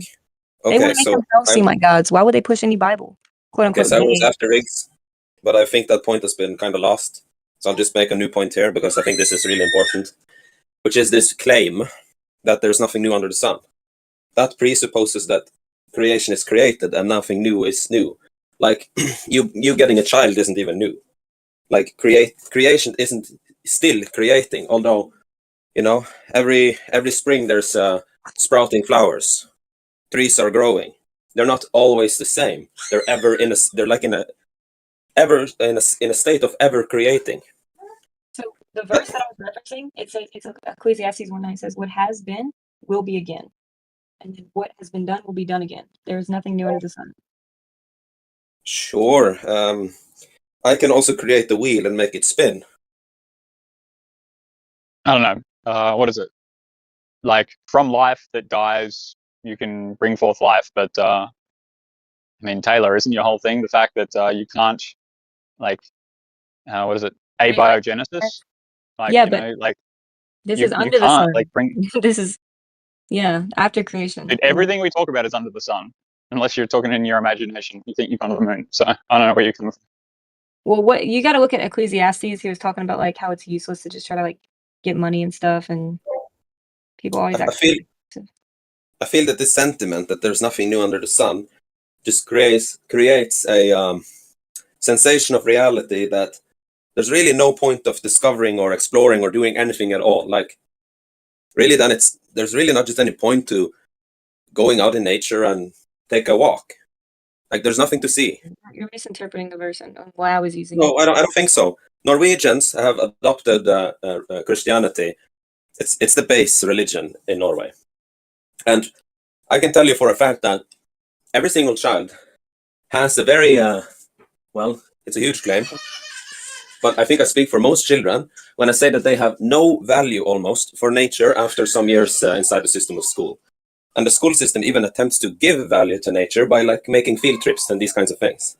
But there is this sentiment that is created in the philosophical, let's say, formalia or blueprint of pedagogy and education, and simply also that goes over into the minds of the people, which leaves one with devaluing reality. It makes one become a victim to reality. There's something specific that does that. And saying that there's nothing new under the sun, I think is part of this type of, let's call it an egregore. The same thing I think goes for example, that we're just on a wobbly spinning, ever expanding, whatever, into some nonsense, dust particle, blue marble, reduced to material, something. Same thing goes for if, you can just zoom in, and enhance, zoom, there's more material, and then you can zoom out, and there's just, look at how far you can zoom out. You can go to a science museum and you can have this thing on the ground. We have this thing in Norway on the museum where you can just click on a zoom with one foot and you zoom out. You click on the the other zoom, you zoom in, and it's like, wow, look at how large it is. Yeah, there's nothing else there. Like, you've seen it all now. There's nothing else, nothing more to see, nothing new under the sun. This was talking about people chasing after the wind. Can I get a crack at answering what you said, Taylor, about how would God spread his message? It seems quite simple to me, right? Yeah, let's hear your point of view. Thank you, right. So you have a man that came here because we were born into sin. He came on earth. He died on the cross for our sins, right? So now here's the perfect opportunity for the Creator to spread his message, right? So this person performs a miracle. He comes back from life, right?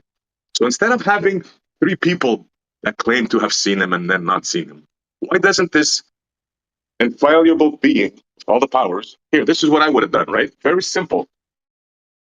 I would have made him rise up in the sky in Jerusalem, float above the city, get everybody's attention, and have no mistake about what he is. Say the message, spread the message to everybody. Everybody saw him die, walk the path, cross, and then he's in the air and he spreads the message. I am the Son of God. I am here to save you. Look at me. You can all see me now. Now pray to me, and this is the laws I want to follow. How simple would that have been? Would everyone follow you, SE? Now you're gonna make you guys. This is what you guys are gonna do now. One after one, you're gonna come up with stupid, irrational explanations why he didn't do such a simple thing. Go ahead. Can I just say this? I know you didn't read the Bible because it does say he appeared to more than 500 people at the same time. And yeah, and Taylor, even if he did appear to more people, some people wouldn't even believe it. You see? There you go. There you go. Now you're going to start saying all this unrealistic Bible gibberish. does say he did that, by the way. I see. I don't know if you know Brenda debates. I've asked her if the government came out today and said it was flat, would you believe it? She said they said no. So of course there's going to be people that don't believe the obvious, even if it was right in front of their face. Being in the air, floating in the air, after you saw him die, and he's beaming a message in your brain, you're not going to believe this is a supernatural being. You're going to say, what the heck? I can speak for myself. I can't speak for other irrational people. You think you can speak for everybody's SE? Yes, I think I can, yes. If everybody were to see a man floating in the freaking air, yes, those people would have said, holy crap, this guy has supernatural. Yes, I can speak for everybody on this, yes. So Only certain people like you that are going to say whatever it is not to see this logic, yes. Everybody will say they have projected it. Because the they in your lonely existence influence everything, and you are a nobody. And funny enough, no, you're under a spell, man. You're under a spell. This is what religion is about, right? You are under a spell. You are in a cult. You might be. You just cannot see it. Essie, remember, when you point a finger, you have three fingers pointing right back. Yes, bro. Yes, all these sayings are put in there so you can have a way to fight back at me. I'm the devil. I'm just saying. There's an explanation in your cult. Why are you interrupting me? Why are you interrupting me? Because you can't, right? You can't let somebody give you logic, right? Against your crazy beliefs, right? You should people like me trying to make your belief wrong, right? And you believe it. Okay, we can have the same logic. We can just say the same thing. We're trying to point it out to you, but you're not following our logic, right? So I'm just saying be careful, because when you point a finger at someone, you have three pointing right back. So when you're saying we're in a cult or we're illogical, you might actually be 3 times more illogical. I'm just saying. Even read the Bible, dude. He says that even that saying that you're saying, even that retort that you gave to me was in the book given to you to say that. No, it was not. You don't even see. That was not you don't in even the book. realize how hypnotized you are. Dude, that was not in the book. You have not read the Bible. You should stop making claims about it. Taking back Eden. SE is saying that your logic is finitely construed in order to only point to itself. No, the whole point I was saying, when people make projections, they actually might be just revealing them. They might just actually be revealing their own subconscious and trying to put it onto others. So I'm just saying we have to be careful when we base others. Yeah, that's yes. Logic is only logic in a system of thinking, and everybody has his own system of thinking. So if you want to worship your own logic, ultimately, you are worshiping yourself. No, but answer. Why can't you just give answer what I just said, right? If this God was so powerful, right, why would he not just do what I told you, right? Spread the word. Everybody sees him with thorns on his head. He died. They crucified him. He came back to life. That is a miracle. He could have shown all the people, look, and ended all this bullshit 2,000 years ago. I am God. I am the Savior. I am the true one. Look at me.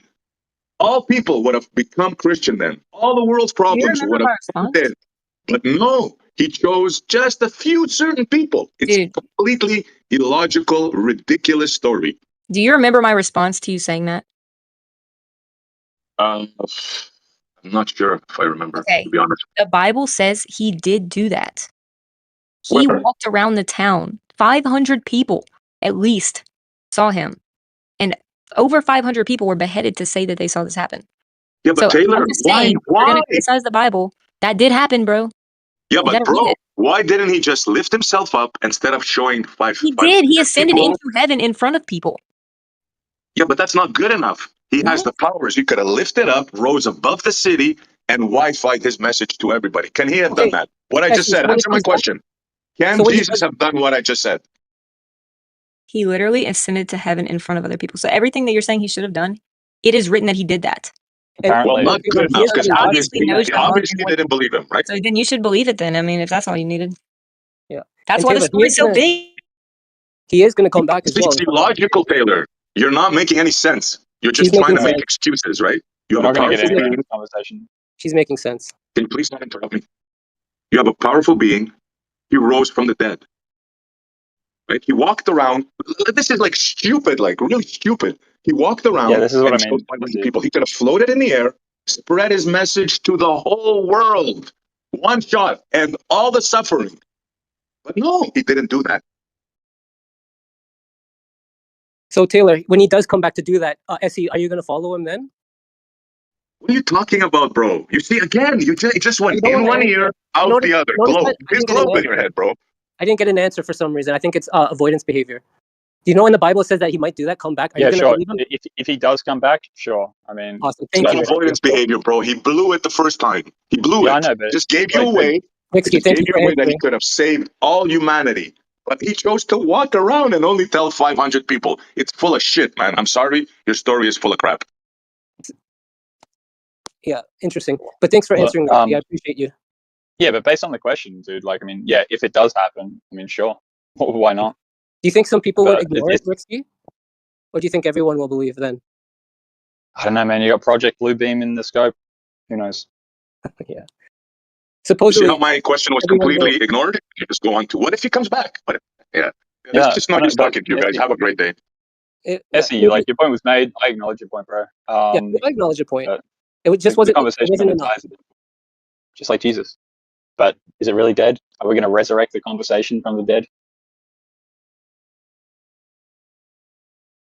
You guys are going to keep believing a ridiculous story, and the world is just going to keep getting worse and worse, and we're going to kill each other. That's what's going to happen. That's not the means by which you would sort of diagnose and solve the problem, though. I agree. Like I agree, and I do think that the notion of like the resurrection of Jesus causes people to believe things that go outside of their worldly experience. It may even be so called to say that, like, you know, first came Jesus, then came the globe. Right? It is too holy for people's intelligence, that's for sure. It's going to be too holy for the scientists, that's for sure. What does it mean to say that it's too holy? Like, what's too holy of? Like, what does that mean? Some scientists just won't believe it because it's not in the realm of their science. That's why you'll have hardcore atheists, militant atheists. The Bible no matter what is shown to them, they're going to reject it. So I can understand people who believe in the Bible, though. Like, if you staunchly believe in the Bible, there's nothing I can do to convince you otherwise. So, I mean, the same analogy works with what you've just like espoused, as far as like, what, Jesus appears in the sky and some people won't believe it. Yeah, sure. But Taylor, did you have see? This is a coping mechanism, right? I answered a perfectly good question from Taylor. What would you do? How would you have God show Himself to everybody? And I gave you a perfect example how it would have solved everything. Instead of showing 500 people that got beheaded, what a crazy story! First of all, to believe. Second, He could have showed everybody. He could have told everybody right there at that moment He's God. He didn't do it. You're believing in fantasies. Oh, Taylor, did you have something? Funny how you said He only revealed it to a few people. Then I corrected you. Then you like moved the goalpost. Yeah, you did not correct me. You did not. You just said a few words. Yeah, you said He only appeared to a few people. If you would have showed everybody, Taylor, then everybody would have known now. So obviously you're wrong, right, Taylor? Now you're moving the goalpost. I saw that. I'm moving the goalpost. Yes, huh? You said He only revealed Himself to 3 people. He should have revealed Himself to hundreds of people around the town. That's actually what He did. And now you're saying He should fly in the sky, which actually I said that He did ascend to heaven in front of other people. Then you said He should fly around the whole world. So you just keep moving the goalpost, dude. No, I didn't say that. I said He should have said He should have showed Himself. I said, listen to what I said carefully. I said He should have rose up in the air after He died, after everybody saw Him die, rise up above Jerusalem and give the message to everybody. We heard that, but Taylor still perfectly answer that question. Taylor perfectly rebutted that just a moment ago, and I agree with what her analysis was, or how she characterized that. She made up a story that He walked around the town and 500 people saw Him. That is ridiculous. Why would you walk around the town when you can fly above the town and spread your message to everybody? Why would you do such a stupid thing? Well, Riggs over here was saying that he was trying to show off his magic tricks. So wouldn't it be more reasonable in that sense to walk around and show people? No, absolutely not. You just said an illogical thing. Have like conflicting requests. Okay. It's just crazy. No, I don't. You're just not listening. You're just not listening. I am You're saying that walking around the town. Bro, you're saying it again. I literally heard what you're saying. One sec, guys. Okay, just clear things up. It is kind of peculiar, right? That with the ability that we sort of infer upon God in his ability to transmit a message, that you would say that he's so limited that he would do it in such a finite way that it comes to misinterpretation potentially. Exactly. Like Exactly. why wouldn't it be absolutely clear and stated of that of the message of God? Well, if you read the Bible, you would know why, Riksky. Satan. Yeah. So oh my God. You don't like the answers. I can't help it. That's not a me problem. That's a you problem. What was your no, saying Satan is a you problem. So you're saying he didn't show the masses because of... down, bro. It is a me What did problem. you say, Yeah, Riksky? it definitely is. It's a me problem for sure. No doubt, it is me offense, problem. No what offense. was your question? To these things, man. Well, the fact of the matter is that, I mean, why, like, you've got this just like this message coming from God through Jesus, yet like the ability of the message to like its power to sort of emanate seems to be finite. Well, we're talking about it now, aren't we? Yeah, we're arguing about it now. We're not talking about it. Well, y'all are arguing. I'm talking. Well, I'm trying to show you that what you're saying makes no sense, and you're just not seeing it at all. You're just believing in a story that I'm showing you in front of your eyes. Doesn't make sense. It's completely illogical. It's illogical to think our Creator put us here without any guidance or instruction as well. Absolutely. Yep. No. There is guidance and instruction. It abounds. It's all over the place in the world, right? It's up to you to discernment to read like between the lines in that sense. But just that as gives like you would espouse it reading. Yeah, I guess it's subjective reality, which is just not it.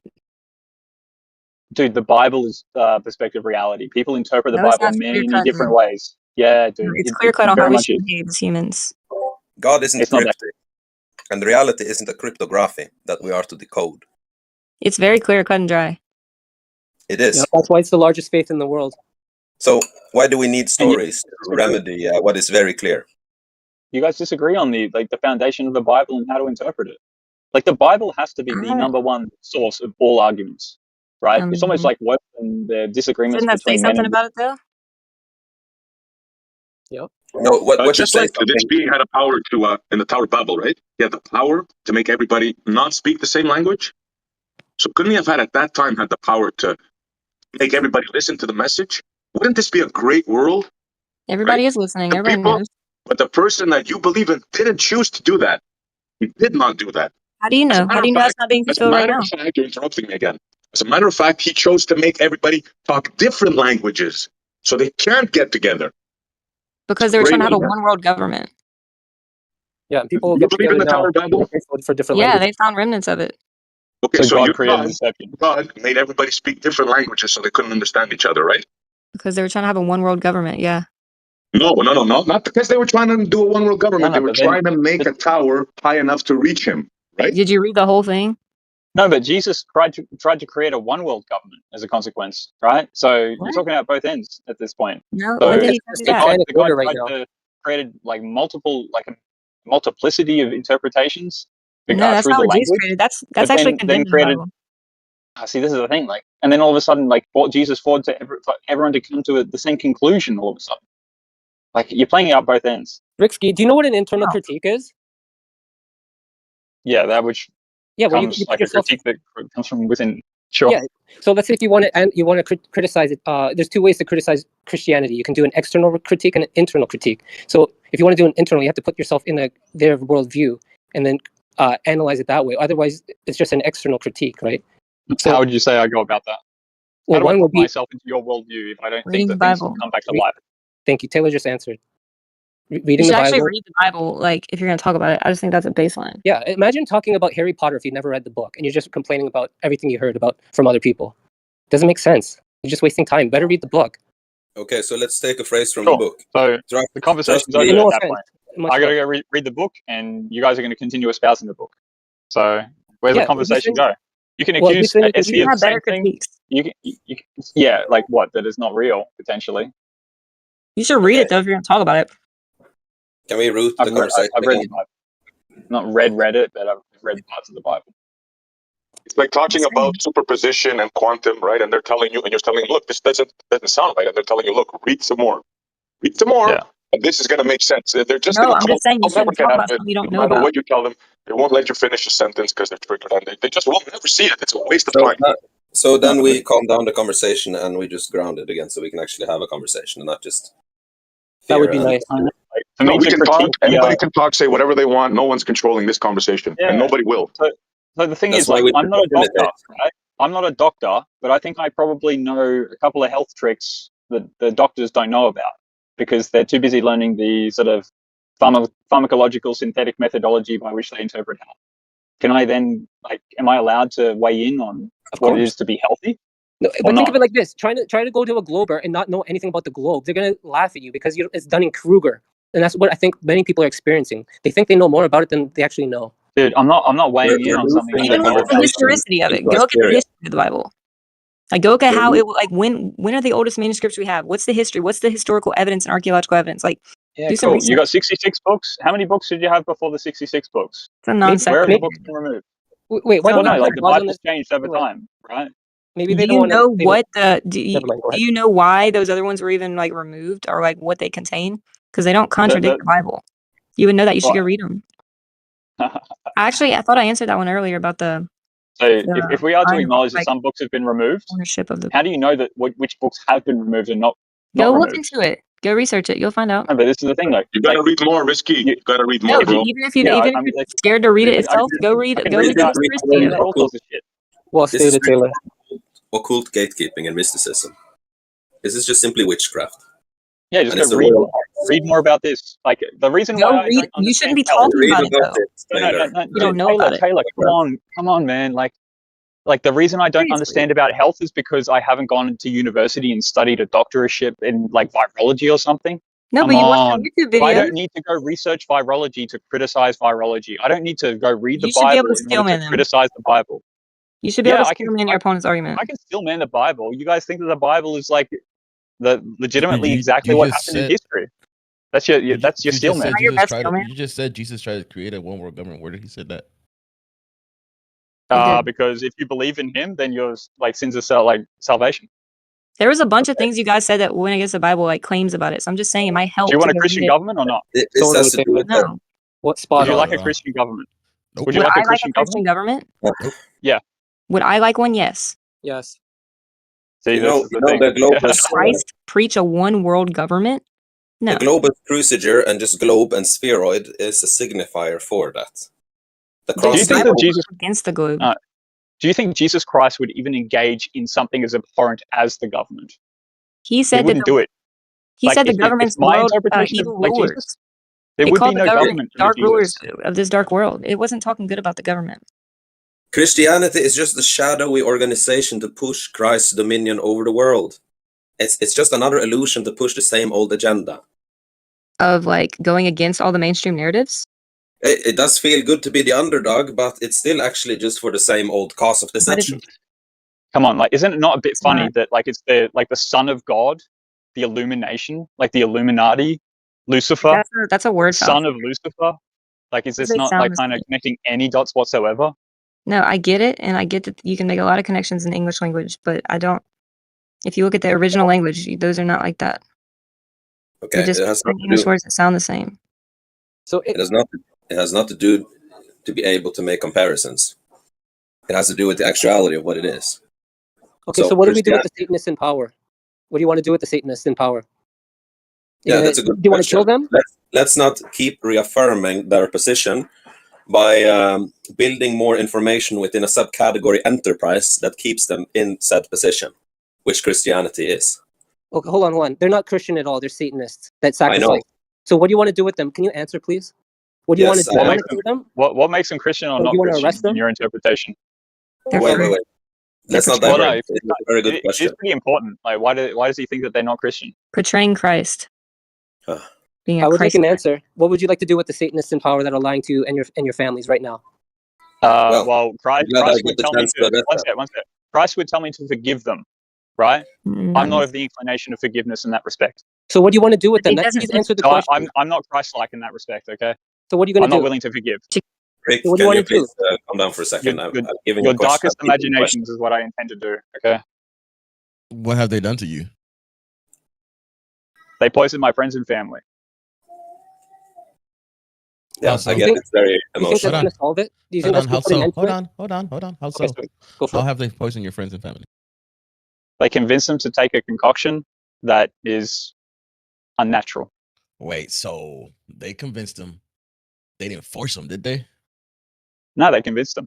Okay, so who's That's the nature of the devil. No, dude. So it's not their fault. It's the person's being convinced's fault. No. Don't.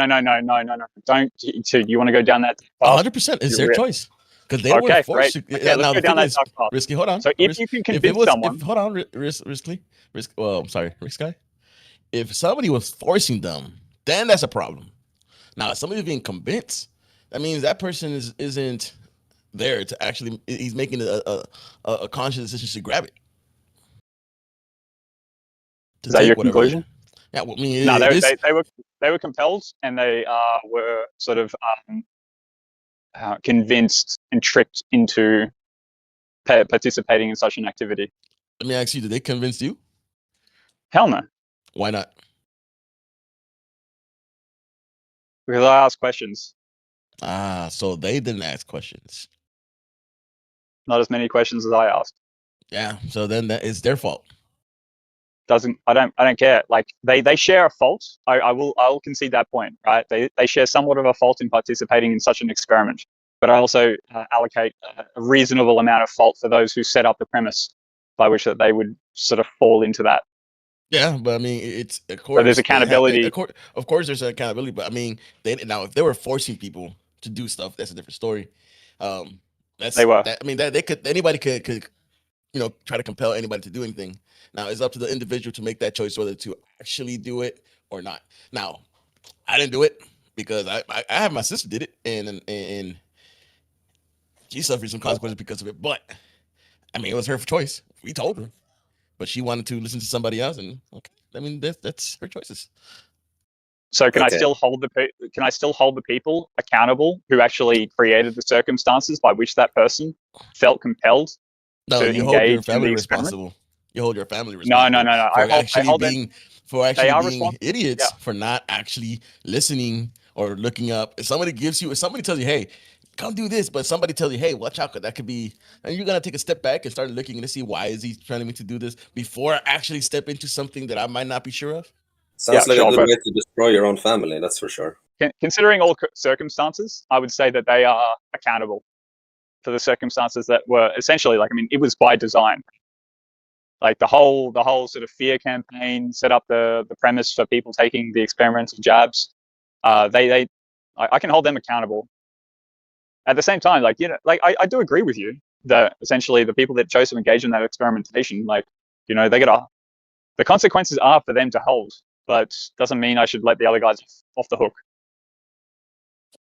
What would you want from that person instead of just letting them off the hook? Do you want them to do a complete 180 and change, or do you want them to literally die? I would go about it in the most public way possible. I do think that we've got a bit of a problem. Essentially, these people take on responsibilities that have no accountability. I want to see accountability for the decisions that they make. So, yeah, it might get a bit gruesome as far as the articulation of how that would come about. Would you do all the killing yourself, or are you going to pay someone else to do your killing? I'd do it myself. This is very sinister. It is. But I would do it. I really do feel like something needs to take action in the world. And if nothing else is going to take the action, I'll take the action. If I'm held accountable for that, I don't know what to make of that. Okay. You're easily just falling prey to the Hegelian dialectic. Let me ask you guys a question, a logical question, right? The God is all powerful, right? Right now, his house, Jerusalem, is being torn apart. His children are being slaughtered, right? The followers of his name are stopping electricity, food coming in. There's an apartheid going on. And his house for 70 years now, listen carefully, right? The chosen people are subjugating other people in his house. And he hasn't done nothing for 70 years. This is the God you guys pray and believe in. Do you not see the problem? Yeah, which is the main confusion. Sounds like the house is reality, not some specific environment. Stop talking poetry. It's not poetry day, please. That's 70 years sounds like a long time for us, but he made his children suffer for 400 and something years. So that's your answer to what I just said. So he made other of his children suffer for 400 years, and this is the God you want to pray to. Which is why you got to come up with the alternative God and show them how to regain their spirit. You have to speak just through let them. them answer, bro. Don't answer for them with useless commentary, bro. Please. Yeah, but you're framing this conversation in a very illegitimate way. No, I'm saying it as it is. I just asked him, in his house, in the house of God, people are taking his name in vain. They are subjugating, killing. They killed 40,000 people now. Where's this God at? Hold on, you think there's a house of God? You think a house could contain God? Where's your God, bro? Where's your God when you need him? You think I didn't know you were atheist, Desi. He's not. He's not. You see, you have no answer. You're just going to double talk. But you just keep saying like that's his house. There was a whole bunch of things that happened. You're framing him into a position of murder. No, I'm framing him into a position of ridiculousness. This is what I'm trying to show, that you believe in a ridiculous story. Okay, great. We know that it's ridiculous.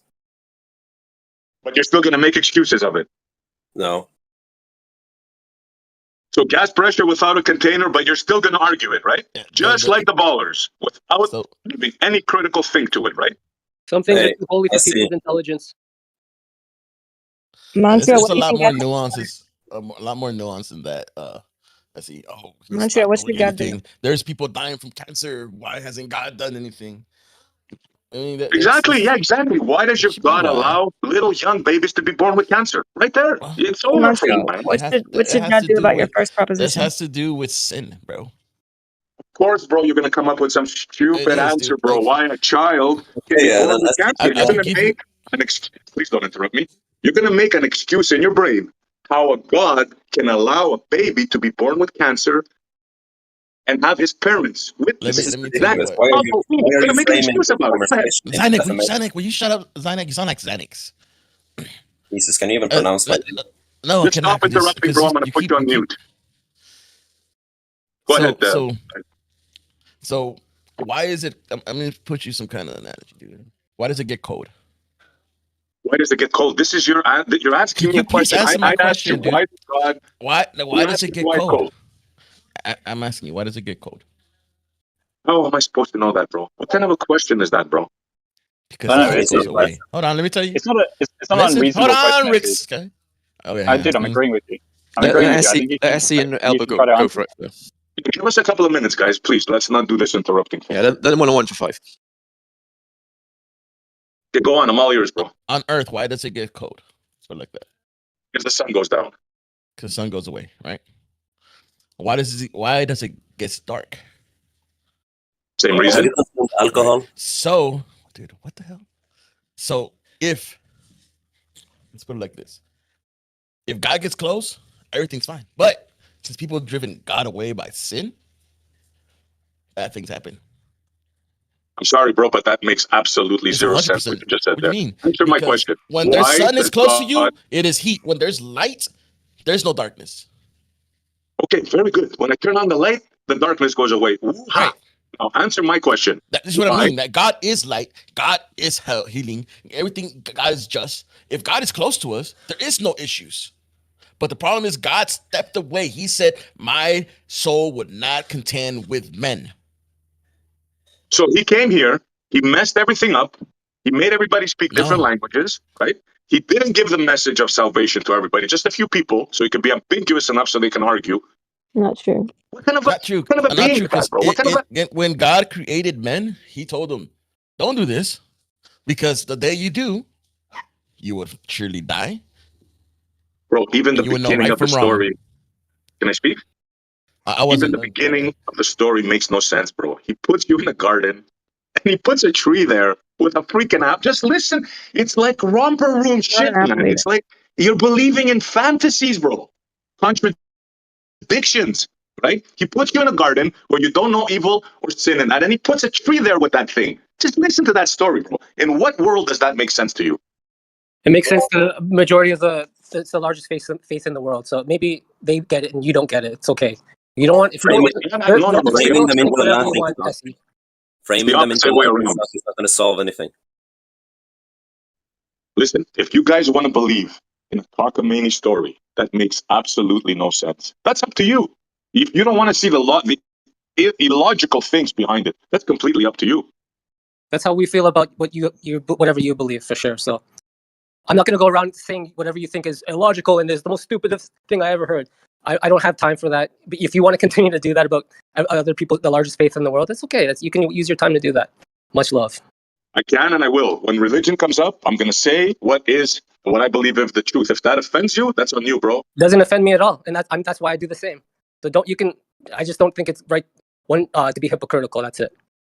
You see, you just called me a hypocrite. No, I didn't call you. No, I didn't call you a hypocrite. I'm just saying to say yours is absolute and then try to denigrate everybody else for their belief. I think that's very hypocritical. I want to ask Montreal a question. Of course. How do you think we got here?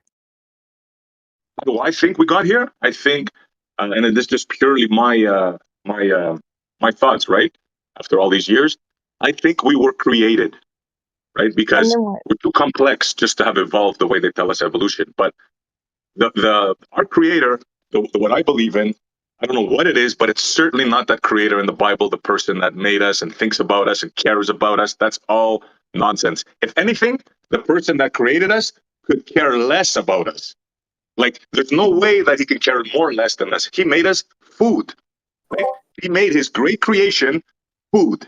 So that's what I think. Montreal, can you tell me your creation story, please? You want to hear my creation story? Yeah. How can I give you a creation story? How can I make something up from my head? Like, you're even worse than me because you didn't make this up. Somebody else made this up. And you believe in it. And you're coming to me and asking me, like, it's so funny, Taylor. Do you have a better idea? Do you think God created humans, or do you think that's just need to have a better idea? Better idea? Did you have a better idea to supplant our idea? It's like you're sounding like the same as a poet. Wondering, like you seem like you got a problem. Like you might have. No, but do you remember, like, Eden? No, I want to hear his answer. Do you think God created multiple humans? He's giving you the answer. No, he's not. Let me give her the answer. Yes. How are you inept at hearing a woman?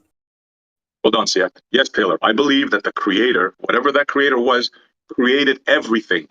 Like, no evolution, right? Yeah, multiple men, multiple beasts, spiders, all that. That's the only way it could have happened. Would you say that, like, we're forsaken within your creation model, Essie? Would I say what? Say again? Forsaken, like forgotten about. Yes, so, absolutely. Like we were created, but then forgotten about, and this was just the unraveling of that creation. Yeah, I think we were created. I'm not sure if we're forgotten about. I don't think the creator cares about us like an ant farm, right? I think we're like that. We're like an ant farm. We're like pets. At the most, we're like pets, and he just doesn't give a damn. You know, like when you have an ant farm, you give it food, you don't care what happens inside. Which ant kills the other ant? Something like that. It's a dark interpretation. The ancient Greeks thought the same thing. It's a dark interpretation, though, right? Sorry? I don't think I would say or view reality in this way. Stop interrupting, please. No, he's fine. I'm just implying that it's a very dark insinuation about the nature of reality and creation. Then, to be forsaken. So, yeah, it is dark. Imagine believing you're born into sin. Like, what kind of a stupid freaking story is that, man? Like, how can you convince a person that before he's even born, he's a sinner? Like, hello? What verse is that? Yeah, it's ridiculous. What verse are you getting that? Yeah, I think it's ridiculous that God's not indifferent. Did Jesus come to save us from our sins? Yes or no? Yep. So there you go, Taylor. Does that mean babies are born sinners or whatever? Yes, we're all sinners in your mind. Yes. In my mind, what verse is that? Well, wouldn't it be like we're all capable of sin? Or do you have to commit sin to be a sinner? Like, we're just simply capable of it. So I don't know. It's just like people keep inserting verses and stuff. It's just kind of annoying. Yeah. Could you Taylor asked you a good question? When are babies? When is sin committed? And I answered it perfectly. Did Jesus come to save our sins? Yes or no? Yes. That means we're all sinners. Does that mean we're all sinners? Yes or no? No. No. No. That doesn't mean Then you're double speaking. You're double speaking. Jesus came to save sinners. Does that mean babies sinning? Yeah, we're all sinners in the world. We're born sinners. Yes. You think the babies are going to hell? What verse is that? Dude, babies steal from other babies all the time. They don't like rationalize the understanding of stealing. So yeah, like the baby. Also, they are born with sin for sure. They don't. See, Mancha, I was gonna ask you, do you believe in evil spirits or just good, or any spirits? You understand that sin? It's something conscious, conscientious, or something like that. I don't know. The baby doesn't go around. Original sin. What sin did a baby commit that was born with cancer? Do you believe in told you why that happens. You frame the behavior of the time and it creates a distorted reality. See, Montreal, do you believe in demons or angels? Or ghosts or anything? I don't know. I really don't know, Taylor. Are you interested in knowing? Because you can actually do research on the topic. Not from you guys, not from the Bible. Absolutely not. Anything that's in there, it's a con. It's a con job. So no, I'm not interested to learn anything from your mystical, crazy belief. No, I don't want to have anything to do with that God. Zero. All right. That's your choice. What you're selling, I don't want to buy, bro. Go sell it to somebody else. I don't want to even touch it. We're not selling it. I definitely don't want to touch an indifferent God. I think that's pretty retarded.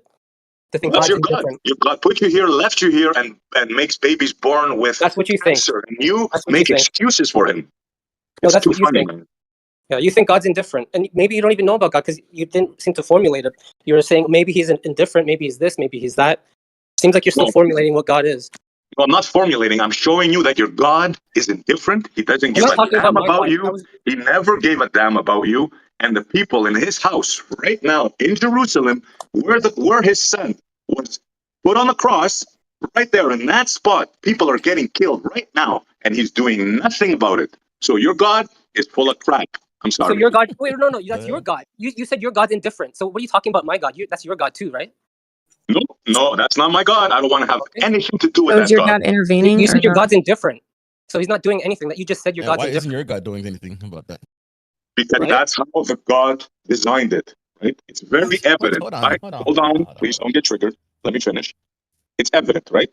I look around the world and I see nobody's doing anything. People are killing everybody.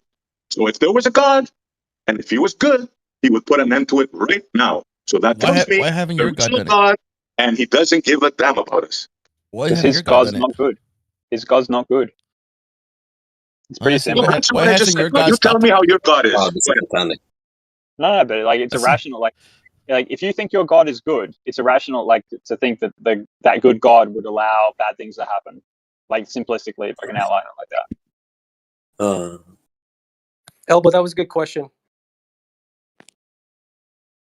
It's like you're in a relationship and your wife and your husband keeps on beating you, right? And you keep on making excuses for him. That's the Christians. That's the way I see you guys. You're just making excuses. You're a battered wife and you're making excuses for your husband beating you. But you're not blaming humans actually have free will to do good and evil. Prove me wrong, Taylor. Prove me wrong. Show me something good that your God has done in the past 70 years in his house. Go ahead. Ended slavery. End of slavery. Do you know what apartheid is? Do you know what slavery was in the UK before it was ended by William Do you know Wilberforce? what apartheid is? Answer my slavery question. never. I was talking about. I brought ended. up slavery, but you brought slavery up apartheid. was never ended. It was never ended. It was just changed. You want to change away the subject. I'm merely telling you. In God's house, right now, I brought up slavery in the UK, and now you're talking about apartheid. No, you did that after I asked you the question because you knew where I was going and you want to generalize it. I didn't know where you're going. I was trying to bring you to slavery.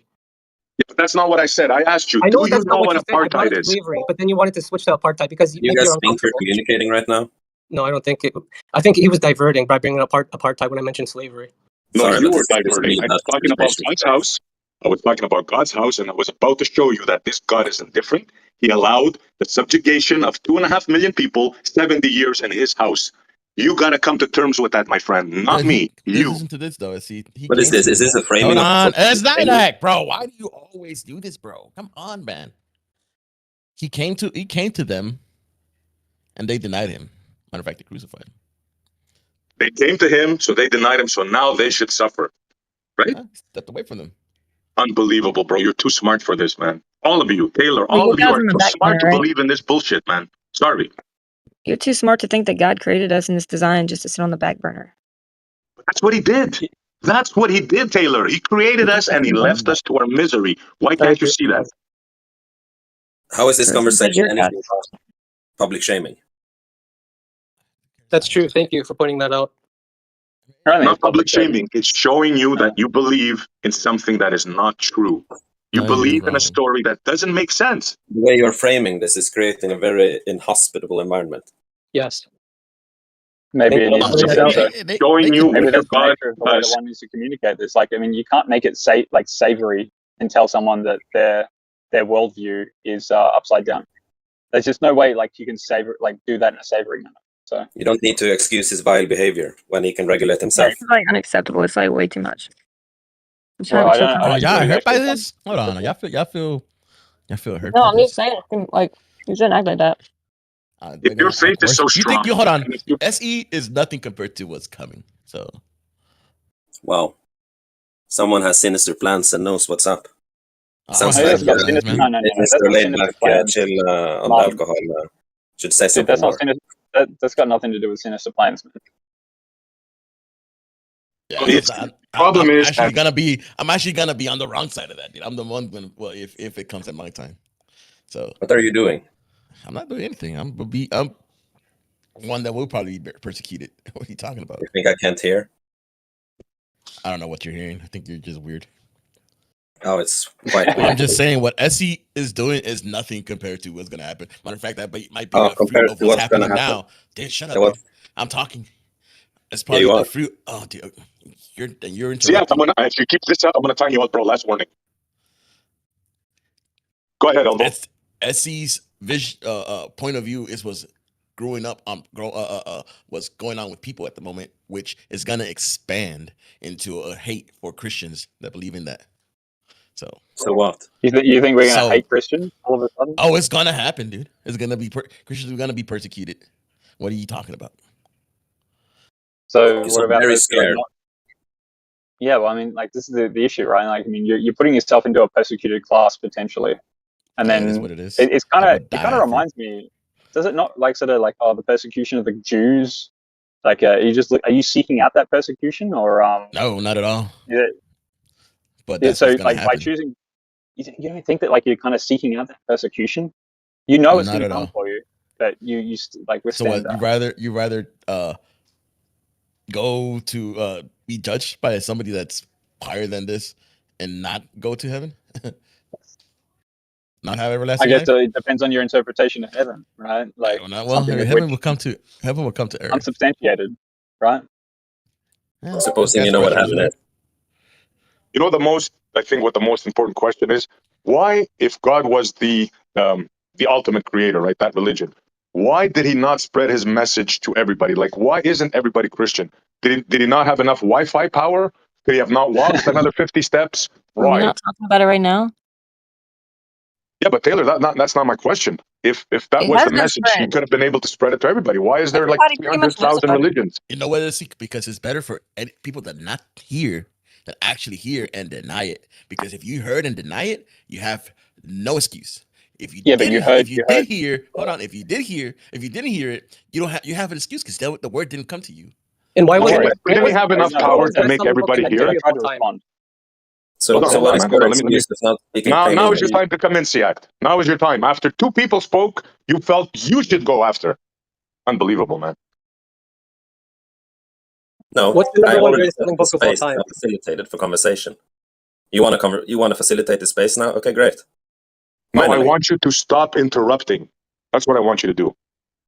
Are you going to start facilitating the space then for actual, genuine inquiry, or are you going to frame them into a position of public shame? No, what I want you to do for the third time is stop interrupting. Do you understand that? Stop interrupting. Okay, but You're SEAC just doesn't. leaving the question alone, I guess.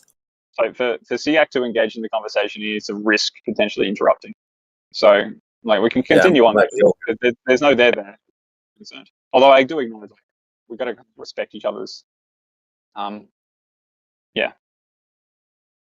Sorry so the for question was, here he goes again. Unordered, wild event. But I think you should The facilitate question your own was, space. if God had spread his message to all the people, did he not have the power to spread the message back then? And we wouldn't be in this mess we are right now.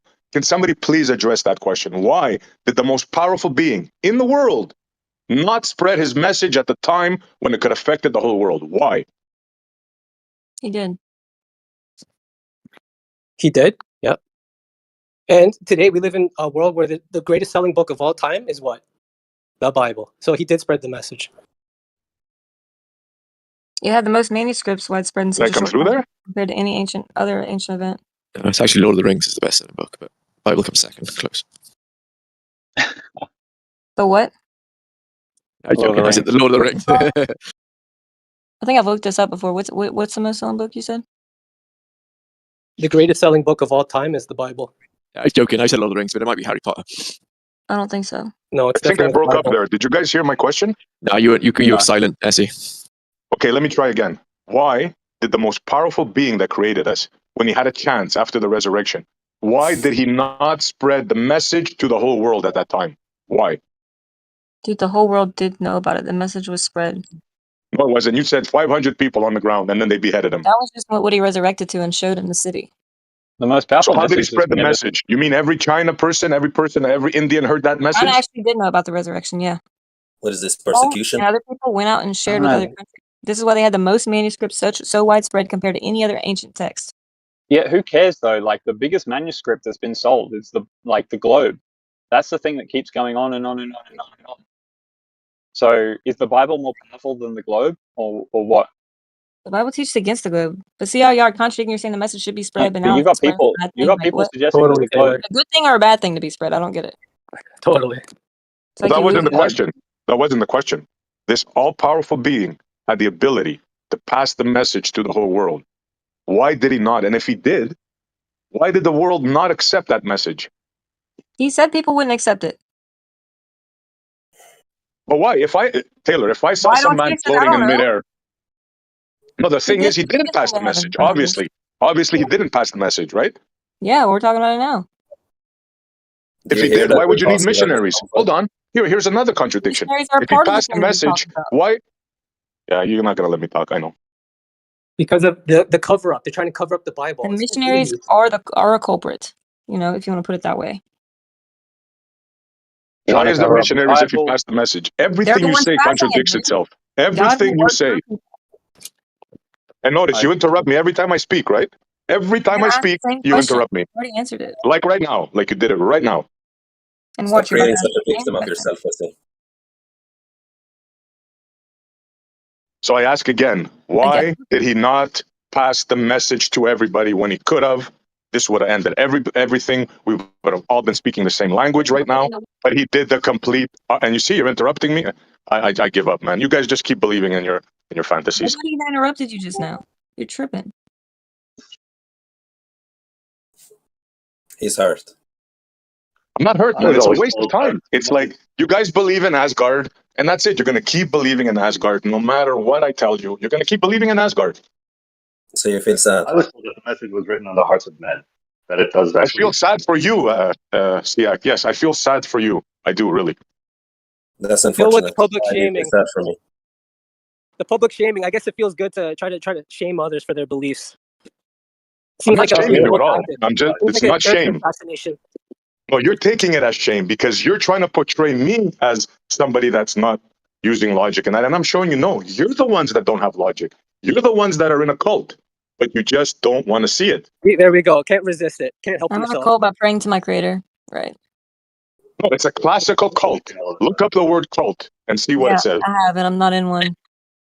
So who doesn't have access to the Bible? Because that's his message, right? So who doesn't have access? Access to what? To his message, the Bible, right? You're saying why didn't he get his message out there? Well, who doesn't have access to his message? That's not what I said. Sure, you can have access to the message, but if you're the messenger, right, and you can rise from the dead, right? Why did you not spread your message to everybody equally? This way, there would be no ambiguity. There would be no questioning who's right. Is it Jesus? Is it Mohammed? Is it Buddha? The message would be spread. The message would be clear, understood, and we would have peace and love and joy throughout the world. Your God did not do that. Do you understand this? Buddha and Muhammad did not claim the way to salvation or resurrect from the dead. Muhammad wasn't You even see, there. in one And ear, Jesus, out the you're other. interrupting, you're interrupting. And then My Jesus bad. also Yes, I did. appeared to 5. Like, whenever you first brought this up, you said, why did he only appear to a few people? I literally told you he appeared to 500 at least. That's just the people that were willing to die to say they witnessed it. And yeah, he and then he ascended to heaven in front of people. And so, like, all these things that you said, why didn't it happen? Many of them did, and you're still asking the same question. Okay, great. Who are these 500 people? No, but I said the whole world, Taylor. I didn't say 500 people. I said, like, I was very clear, right? Why? And by your own admission, why would he only show 500 people and not do what I said? Wouldn't that solve the world's problems? Well, everyone's got free will, so I don't think it would have solved the world's problems anyway. Riggs said another excuse. Another excuse. Why is that an excuse if you've got free will? Because you choose to make your own decisions, and you can make bad decisions. So why is that an excuse? My question was, why didn't he not show the whole world? Your answer is because we have free will. Your first your original question was, sorry, Peter. But if he would have flown around, Riggs was saying that he was already doing so many magic tricks. I mean, don't you think that's a little weird? If he's gonna fly around the world, I mean, yeah, maybe. But then Riggs over here would have said, "Oh, he's a magician and a necromancer." So it's like you can't even make everybody happy, dude. That's not an answer. That's an answer because some people would have thought it was magic. It doesn't matter. The thing is, he's an all-powerful being. He had the power to show everybody how his power, his eminence, his rules, his laws. I am your God. I created you for this reason. Pray to me. I'm the only God. Why did he not do that? Why? There's no answer for that. I think he has done that. You think? You think he succeeded? How many times do you think he should do that? Like once a month? No, I told you the time. The time when he made himself a man. He died on a cross. Everybody saw him die. The soldiers feared him, right? There was witnesses. Then this being rose from the dead. Don't you think this would have been a perfect opportunity to show the whole world? I am the Son of God. I'm floating above Jerusalem. I'm Wi-Fiing you a message to everybody. You have all sinned. I'm here to cleanse you. This is what you're going to do from now on. You're going to all love each other. There's only one God. There's one religion. You're going to pray to me. Wouldn't that be the smart thing to do? The guy walked up and down the street showing people that he raised from the dead. I'm sorry that wasn't good enough for you. I think. Now, is that an answer or is that a coping mechanism? What you just said. Other than Jesus. And yeah, I don't know. If that's not good enough for you, I'm sorry. No, it's not good enough for me. Maybe you can ask him to reveal himself to you in whatever way you think would be suitable. Yeah, too bad he didn't do it your way, I see. Sorry. Maybe your there's no excuse, there's no sorry. You guys have nothing. Like you're just coping right now, right? You know you're in a cult. You know there's no answer for this, right? So you're just wasn't done the way you want it done. What do you want me to say? I'm sorry, bro. He didn't do it the way you wanted him to. You don't have to believe it. No, just realize that it's just a story. I've got an answer for you. So he showed, and Taylor's already gave you this. So he showed himself to the people that saw him die, right? That's why he went walking around the town, the 500 people. So there's no point in him showing himself to people in China at the time because they don't know what the situation was back then. So it'd be pointless in flying around the world. Really? It would be pointless. It would be pointless for the creator to fly around the world to show all his creation, to stop fighting. I'm the one, I'm the answer. These are the laws. People in China, for example, wouldn't know what's happening because they didn't witness him die. So they would probably think it's an alien invasion or something. So the fact that he showed himself to the people that witnessed his death, that's all that's required. You don't need anything outside that. He could have had another Jesus in China, though. Like he could have had a Jesus on like every continent, right? Yeah, his marketing strategy was a bit lacking. He could have done with a better marketing team. But I have a question for SC. You mentioned like you think we've been created because you don't think we could have just arisen as we are. But it sounds like you think that happened based on sort of some set of rules. So couldn't it be possible, considering, because I've always been told that the message was written on the hearts of men, and whether we choose to listen to that message or acknowledge it is up to free choice. Could it be that the God of the Bible was limited by some certain aspects of the world that he had to abide by? What I mean by that is, no. Could it be that this was like the best version of the system? He could have done what you're asking, but it would have resulted in a worse world.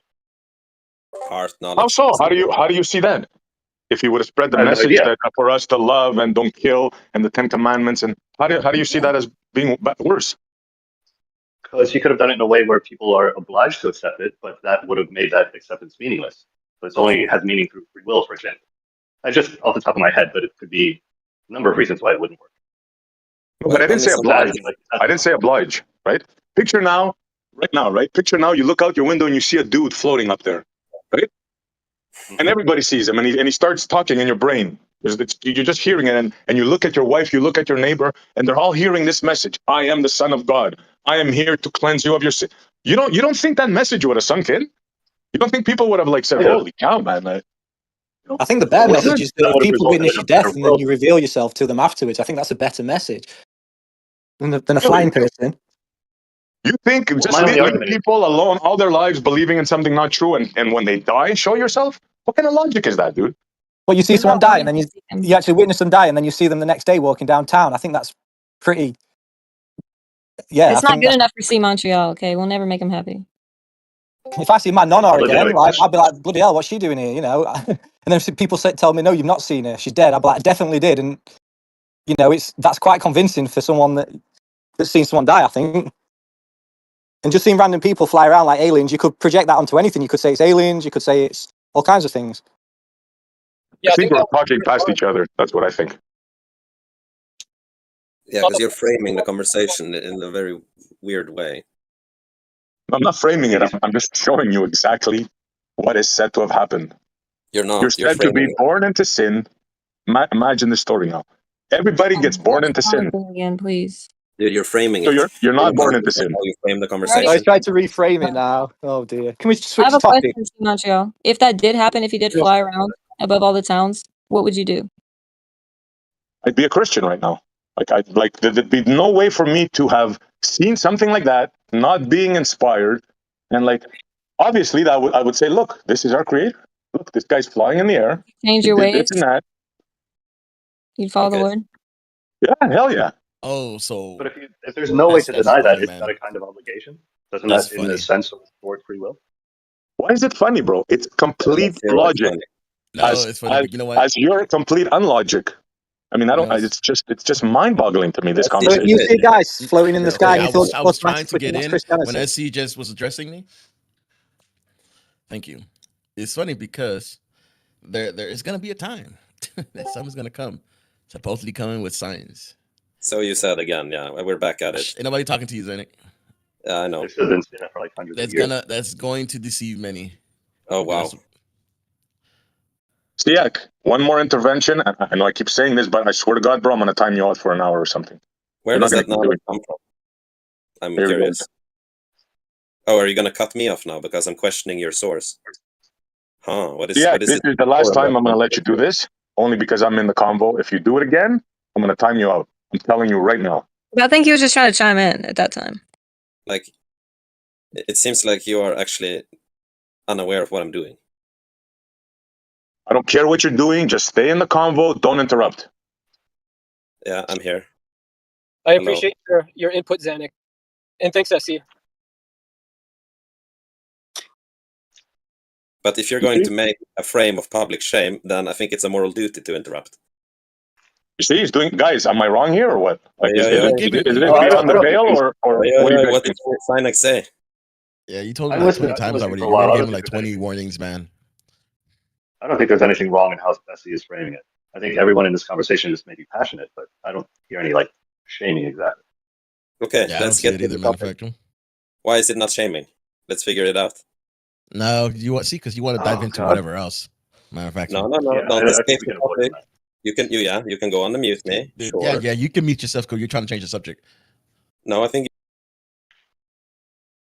No, I just muted him. It's not going to be the SEACT hour, so go ahead, guys.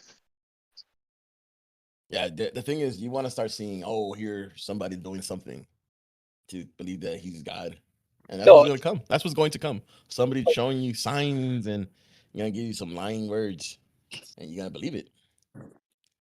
And that's the deception that everybody was looking for. I mean, that's kind of an appeal to possibility, though. Until that happens, I think the question is still legitimate, though. No, but he just made the possibility. He wants to see it. He wants to see some God come and be like, "Hey, I'm here. I'm your God." Sure. Da. And that's my question to him: is how does he know that this alternate reality that he's constructed would be a better one? To say that God had other options in this, I don't know if that's necessarily the case. How does he know that revealing himself to every person on Earth in such a concrete way wouldn't have resulted in a worse world? Maybe this is just the best of all possibilities. Yeah, but the question is, why did he, such an ineffable being, right? Why did he not even attempt to do that? Well, maybe he knew that wasn't the way to do it. Well, it wouldn't matter if he did it that way, because go ahead. Sorry. No, go ahead, mate. I was gonna say, so him going up in the sky and disappearing into a cloud wasn't enough. Yeah, but who saw that, bro? And of course, it's not enough. I mean, multiple people did. Right? You show it to a handful of people. Of course, it's not enough. I mean, the people that saw him die, all of a sudden saw him resurrect. The people he preached to, show him that he was what he said he was, and he will come the same way one day. So those people are going to go around and preach that information out to other people. Look, I just saw the guy that they crucified, the one that was preaching, that had died. I saw him alive, and then I see him go up into heaven. Oh, it was 500 people that saw him ascend That's into a lot. Over I thought it 500. was Imagine if the whole 500 city people that saw saw him. him walking. I guess it's Did you yeah. think the whole city saw him get crucified? No, I didn't realize that 500 people saw him go into heaven. Yeah, over That's 500. even Yeah. more profound. Oh, over 500. You're right. It says over 500. I don't know. It just doesn't sound right, man. I mean, it's not. Maybe it sounds like, oh, who do you think you are? You think that he could have done it better? Yeah, I truly do. Yeah, I truly do. If he truly loved his people that much, he could have done a better job. I'm sorry, man. I'm sorry. Just look at the state we're in right now. It's inexcusable. And if he messed up then, he should have come back and fix it now. Where are you? Where are you? Your people need you. Where are you? I think he's given us every breath. And I think he's working justice in the back ends. We don't know everything he's doing, everything he's done for us. We don't. Yeah, well, ain't good enough. Sorry. I kind of agree with SC on this one. Yeah, a lot of atheists feel the same way. That's why they're atheists. I just feel Well, like that was a also helpful there's a comment. reason Yeah. why it wouldn't be the best thing for everybody if that did happen, because like we said, if you see that, I mean, what excuse do you have? None. You know, you're left without one. And I think a lot of people don't want to change their ways. It's gonna be even worse off. And plus it's a cool thing to wanna come to the Lord. And you know, I know many people haven't felt it, but I'm sure people in here have felt the spirit of the Creator, and it's beautiful and it's undeniable. And it bears 100%. Actually, witness miracles, but I mean, even after you tell people of the miracles, they laugh at it. Yeah, I've seen. Yes, I have. A lot of people have too, and they don't want to talk. It's undeniable. Hmm? How can you say it's undeniable? Plenty of people deny it, right? There's people that have miracles all the time. There's doctors who have written whole books about it, about like miraculous healings, and then also like these near-death experiences they were studying, like doing tests with, showing that like, you know, these people were seeing something after death at the very least, and then, you know, having like these cases where people just miraculously healed from like long-term illnesses, like lifelong illnesses.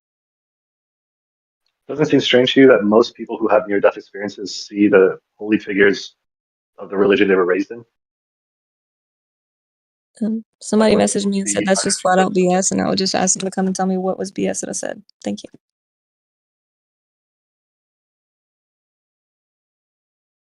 But if it was true, wouldn't everybody see like the same figures? Like, wouldn't everyone, regardless of how they were raised, see Jesus? Well, that's actually in the they had a paper on it, on commonalities on near-death experiences, and one of them was meeting like a man, like Christ. I don't remember the exact way that they phrased it, but they had those commonalities even in people who weren't Christian, and even among people who, you know, aren't even brought up in that faith, getting exposed to things that they would have never known. I have somebody in my family who literally like had an experience where they got drugged in a rock concert and went to hell, and they didn't believe in hell. And, you know, people who have never seen or known, could have known, have seen and known things. Like, there's another story that they actually like had a movie about this. So if you want to look into it, it should be easy to find. Like, of this kid who like, he knew about like his twin brother and other things about it, and about like his sibling that was before him that he would have never known, and he like met him and stuff. And so, like, there was no way this kid would have known that. And then they ended up like documenting it. And Think of a couple ways. Huh? I mean, there's some spooky stuff, sure, in the literature, but the literature I've seen, apart from the example you gave of the girl at the party, sounds like she just had a really bad trip, personally. Oh no, she went to hell. The literature I've seen. I mean, you can say that, but You want scientific papers on near-death experiences or personal testimonies? Because I have both. I've read both. But what I've come across says that people who were raised Muslim, for example, will see Muhammad, for instance, like 90% of cases. Where can I find that? Oh God, I have to go dig it up. I haven't talked about this stuff in a while, but like, Yeah, please back dig in it the up. early Yeah, I'll 2000s, take a screenshot because I'm gonna be waiting on that one. Thank you. I do have these papers. I have them on my Twitter. I can DM them to you about near-death experiences, and then also like they do have case, like basically compiled cases where they talk about what in particular they saw. I've never seen or heard of one with Muhammad, but I did hear some of them describe like a Christ-like being, or the people describe the Son of God, just like it was described in the, you know, in the story whenever King Nebuchadnezzar threw him in the fire. They said they saw something that looked like the likeness of the Son of God walking around with them in the fire, protecting them. But anyway, something of that nature in these experiences. Also, a lot of hell experiences and people, you know, getting told and shown things they would have never known. Like, and And in your scientific research, did you come across potential reasons why this might have happened, like chemically speaking, or? A lot of them were commonalities between them. Of course, they're gonna say it's because of the like the LSD or the what's it called, DMT that's released in your brain after you die. But that doesn't account for the cases where people have seen particular things, like the woman that saw like a shoe on the top of the hospital, or other things that weren't explainable, like in that time. I mean, Do you deny the idea that we could be like conscious outside of our body? I don't deny that we could be, but the evidence I've seen for it thus far has been lacking. Oh well, there's much more evidence and papers on things like astral projection, where they were studying like the brain scans of people. Have you heard of those? Yeah, remote viewing, yeah, all that stuff. Yeah. So would that be more compelling? No, not to me, not so far. So what would be compelling to you? What could I present? Are you looking for something personal or something scientific, or nothing? I'd be Is there looking nothing that more would for convince something you? scientific. What'd you say? Sorry. I'd be looking for something more scientific. Me. Okay. And what in particular would be compelling to you that is scientific? Well, that's an interesting question, because what we're talking about is essentially supernatural. So I don't know that I what could. scientific would be compelling? I don't Or know. nothing scientific can be Honestly, compelling now I guess because it it's would be. supernatural. No, it might be. I mean, what we're talking about so far is supernatural, but if it turns out that the mechanisms for this happening are naturalistic, then there would be science on it. And if I see that science, it would probably be compelling at that point. You can If do it's done well. papers looking at patterns and analysis without understanding the mechanism. We do that all the time. Yeah, we do. But if the explanation for those things are God did it, that's where that paper becomes useless. Okay, because you don't like the conclusions. They philosophically don't align with your No, it's not conceptualization of reality or something. Not that that's what they conclude, because they absolutely do not conclude that. They just look at the commonalities and they look at the validity of people who could do remote viewing or astral projection. They don't make conclusions on it. But are you saying that either way, no matter what I gave you, would be null because does that make sense? No, it depends on what it is you give me. What would be I'm open to looking at whatever. I would recognize it when I see it. I couldn't tell you now because I don't know what it would look like. Are you open to it being real? Of course. Okay. Compelling would be experiencing things like that yourself. Well, sure, but and probably also a lot of people that experience things and change their way and walk their walk differently and experience it. Something like remote viewing, for example. It's not an absolute. Yeah, changing their walk for the better, and you experience that. That could also bring a change in your perception of it. No, because that could be. It doesn't have to be real to elicit a change in a person, even for the better. Right, like a good drug trip could do that potentially.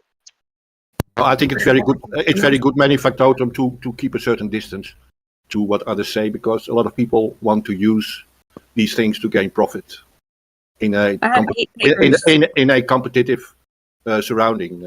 Yeah. I have 8 papers peer reviewed that I'm about to send to you. Okay, they're on remote viewing and astral projection. Papers are important for you, but they do not count for everything for me. Well, he said he wants scientific, so I'm sending this. I have never. I wasn't the one saying that. No, it's some of him. Yeah, I was just saying why I'm sending papers. They might not convince you. That's fine. Tyler, can I ask you a question? Real quick, are you posting them or DMing them to me? Oh, it's too long to DM. Hold on. Oh, it's 1,187 characters over. What the heck? Okay, I'll just send you the link to my tweet then.